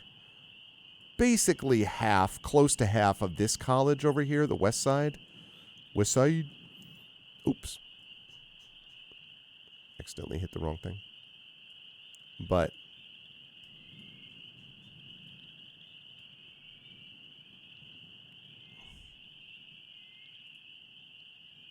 No problem, Hilness. And like I said, this is our last decision of the night, too, so I'll be heading to bed soon after this as well.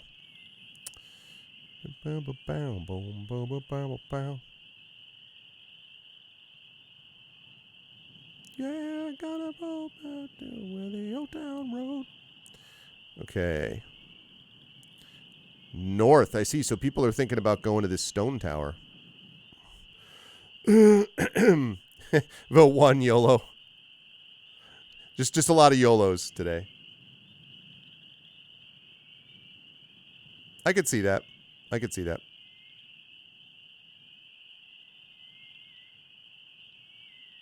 All right, last call, last call.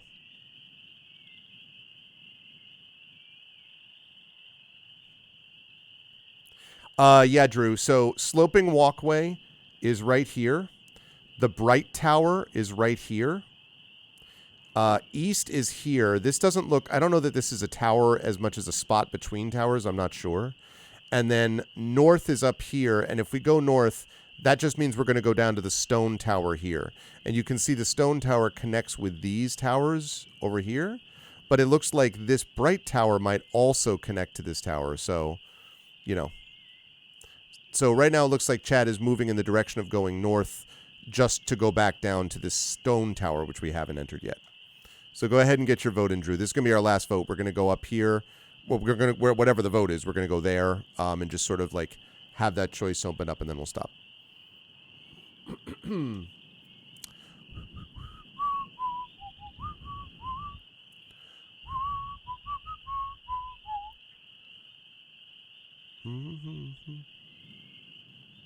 No. Oh, yes. Sorry. Just that to the southeast comes a fearsomely bright light from one of the towers. That's all you know. It doesn't say anything about these other things. This is just a fearsomely bright light. Or whatever that means.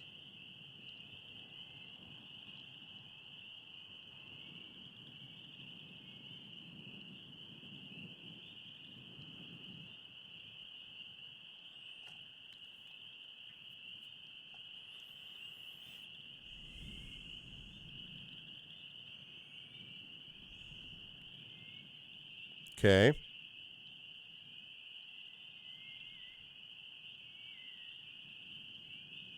I shall wait for your vote, and then we shall proceed.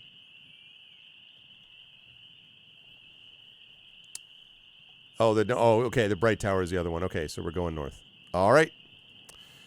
North we go. And that's going to lead us to crossing stepping stones over dangerous waters once more. Night air is cold. Passes by the site of the invisible tower. Blah, blah, blah. And then we go in here. You approach the next weird tower, wondering what you'll find this time. From the doorway comes a steady clock-like ticking sound. You step inside, and the ticking grows louder. What? Something heavy swishes slowly past over your head. The looming presence is oddly comforting, and you find your eyelids starting to close. Perhaps this would be a good place to finally rest.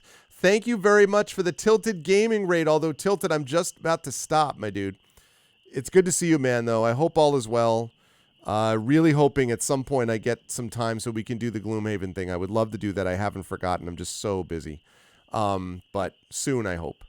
But in any case, good to see you. So we've got look around, look up, cast spell, turn back. We're not going to do all that today because I said I really have to close up shop here. So next time, though, we will start here. We'll have this description, so we'll be able to know what we're doing, and we'll decide how we want to proceed when we play this next, which will be, I think, next week is we're going to play more of this. And for those who missed this, thank you again for the raid, Tilted. I appreciate it, man. I hope you had a good stream tonight. For those who missed it, my plan is on the 28th, all right, good night, Echo. On the 28th, that is when Jedi Survivor releases, and I really do want to play that game.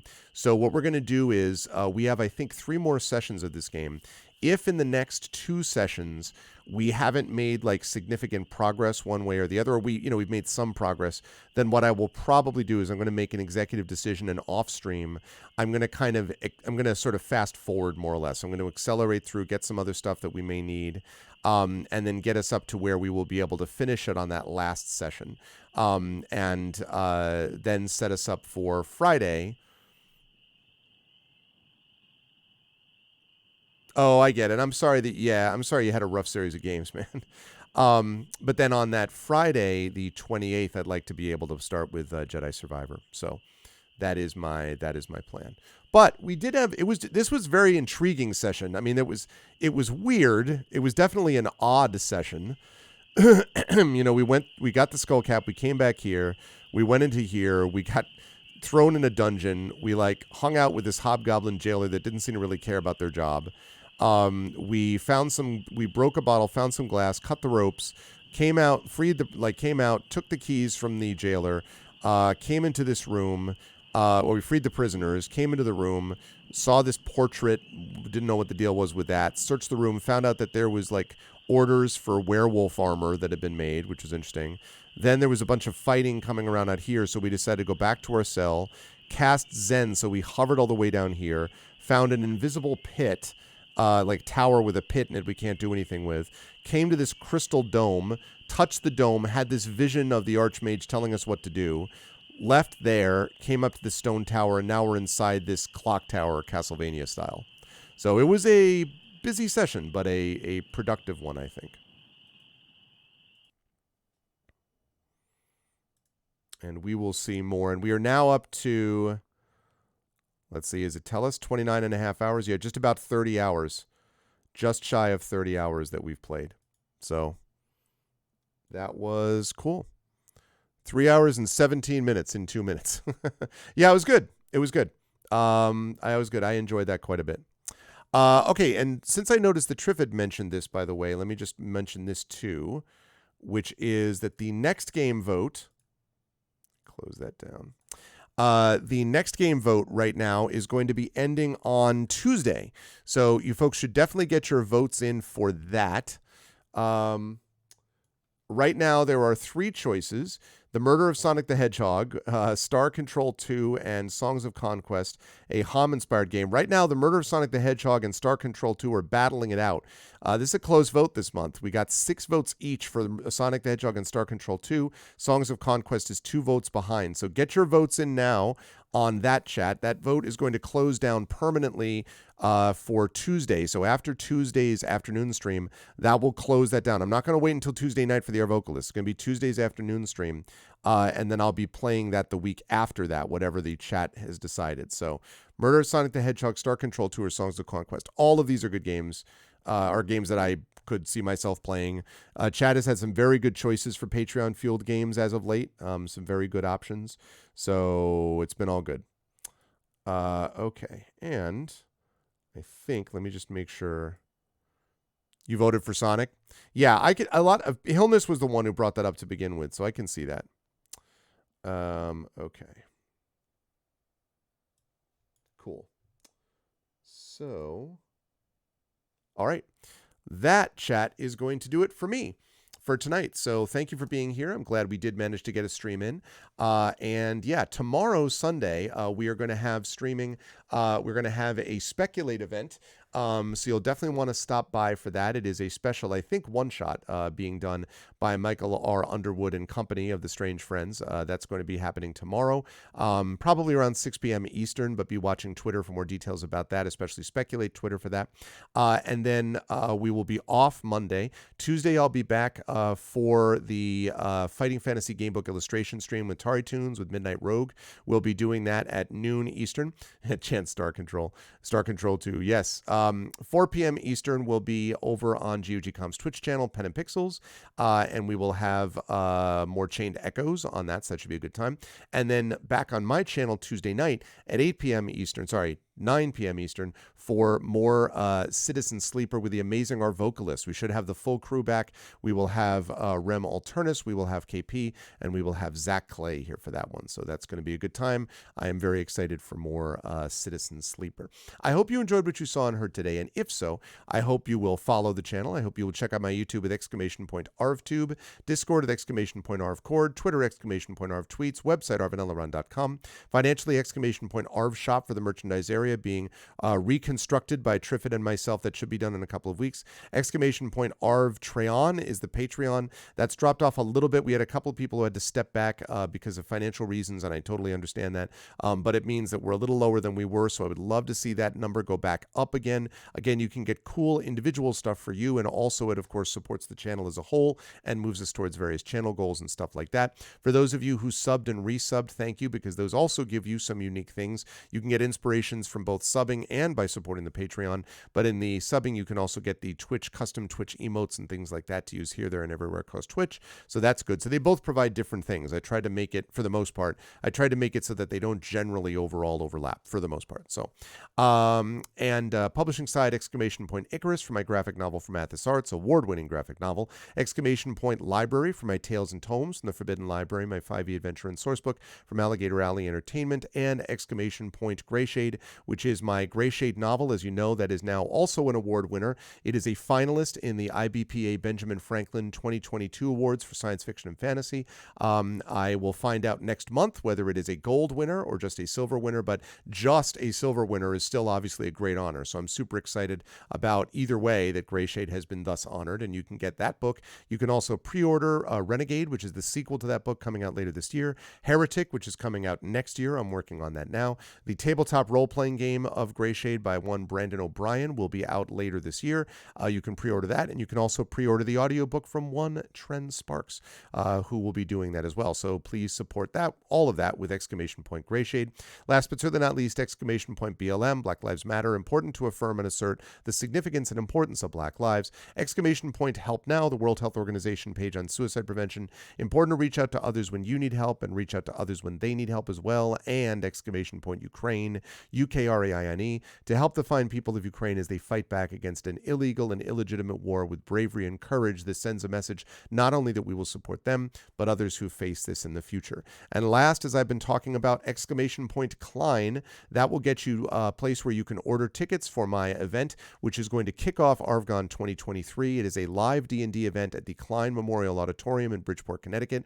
It'll start Thursday, May 25th at 6 p.m. Eastern. $5 US will get you in the door to watch this in person alongside many of your closest friends and relations, so to speak. You're going to be watching C.S.E. Cooney, Carlos Hernandez, you're going to be watching Darkside Rob, Robert Austin James, and Zach Clay, along with a high school student playing through my night at the Forbidden Library. And we will have videos and surprises and giveaways and all that kind of good stuff, all to benefit, of course, not just the Klein that night, but of course the Damon Runyon Cancer Research Foundation. $5 will also let you see the live stream if you're not close enough to come and see those things in person. There's perhaps may or may not be truth to the rumor that there may be more streamers than just me who may actually appear at that thing, and we will see if that is the case. But you may find that there may be more there than you might have expected. So we'll actually see. But that's the deal with that. Also, please let me know if I can send you flyers to promote this in your area. That would be lovely for those people as well. Yeah, I wonder who that would be. Okay, we are going to do a raid tonight because it's not super late. So I do want to do a raid because I didn't do one last night. Very simple. Arvanauts have landed, followed by Twitch raid, lowercase Twitch, uppercase R, lowercase AID. If you can do that. There we go. And if you haven't done so already, please consider also, if you're a sub, then you can type in this, which is the Arvanauts have landed, Arvany hype, Arvany roar, Arvany witch, Arvany woe, Arvany what, Arvany smug, Arvany love, Arvany blown, all the Arvanys when you were brought over automatically to the person that we are going to be raiding. I want to thank my wonderful mods, Dragonspear, Drew, Prince Justin, Triffity Mets. I want to thank my wonderful Patreon supporters and subscribers, Dragon, Drew, Prince Justin, Triffid, Tilted Gaming, Axeman, Crit Twitch, and Trendane. Thank you, thank you. And thank you to Tilted Gaming for the raid as well. And thank you to my wonderful viewers. Thank you to Am Laura. Thank you to Karen Beware. Thank you to Chat. Thank you to Cinder XP, to Jagtress. Thank you to Matter. Thank you to Minion, Satyr, Throw, Wispy Song, and Yo Sharpie. Thank you, everybody, for all of that good stuff. I appreciate it very much. And I will see all of you lovely folks back here all of a sudden as I wonder why this is making my face look super washed out.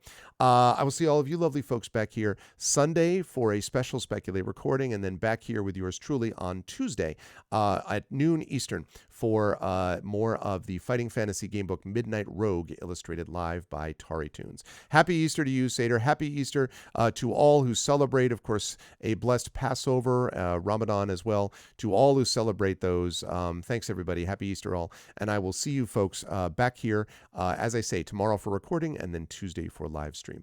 Otherwise, more sorcery to come in the near future. That's it for now. Much love, folks, and everyone be good to each other. See you soon. Bye for now.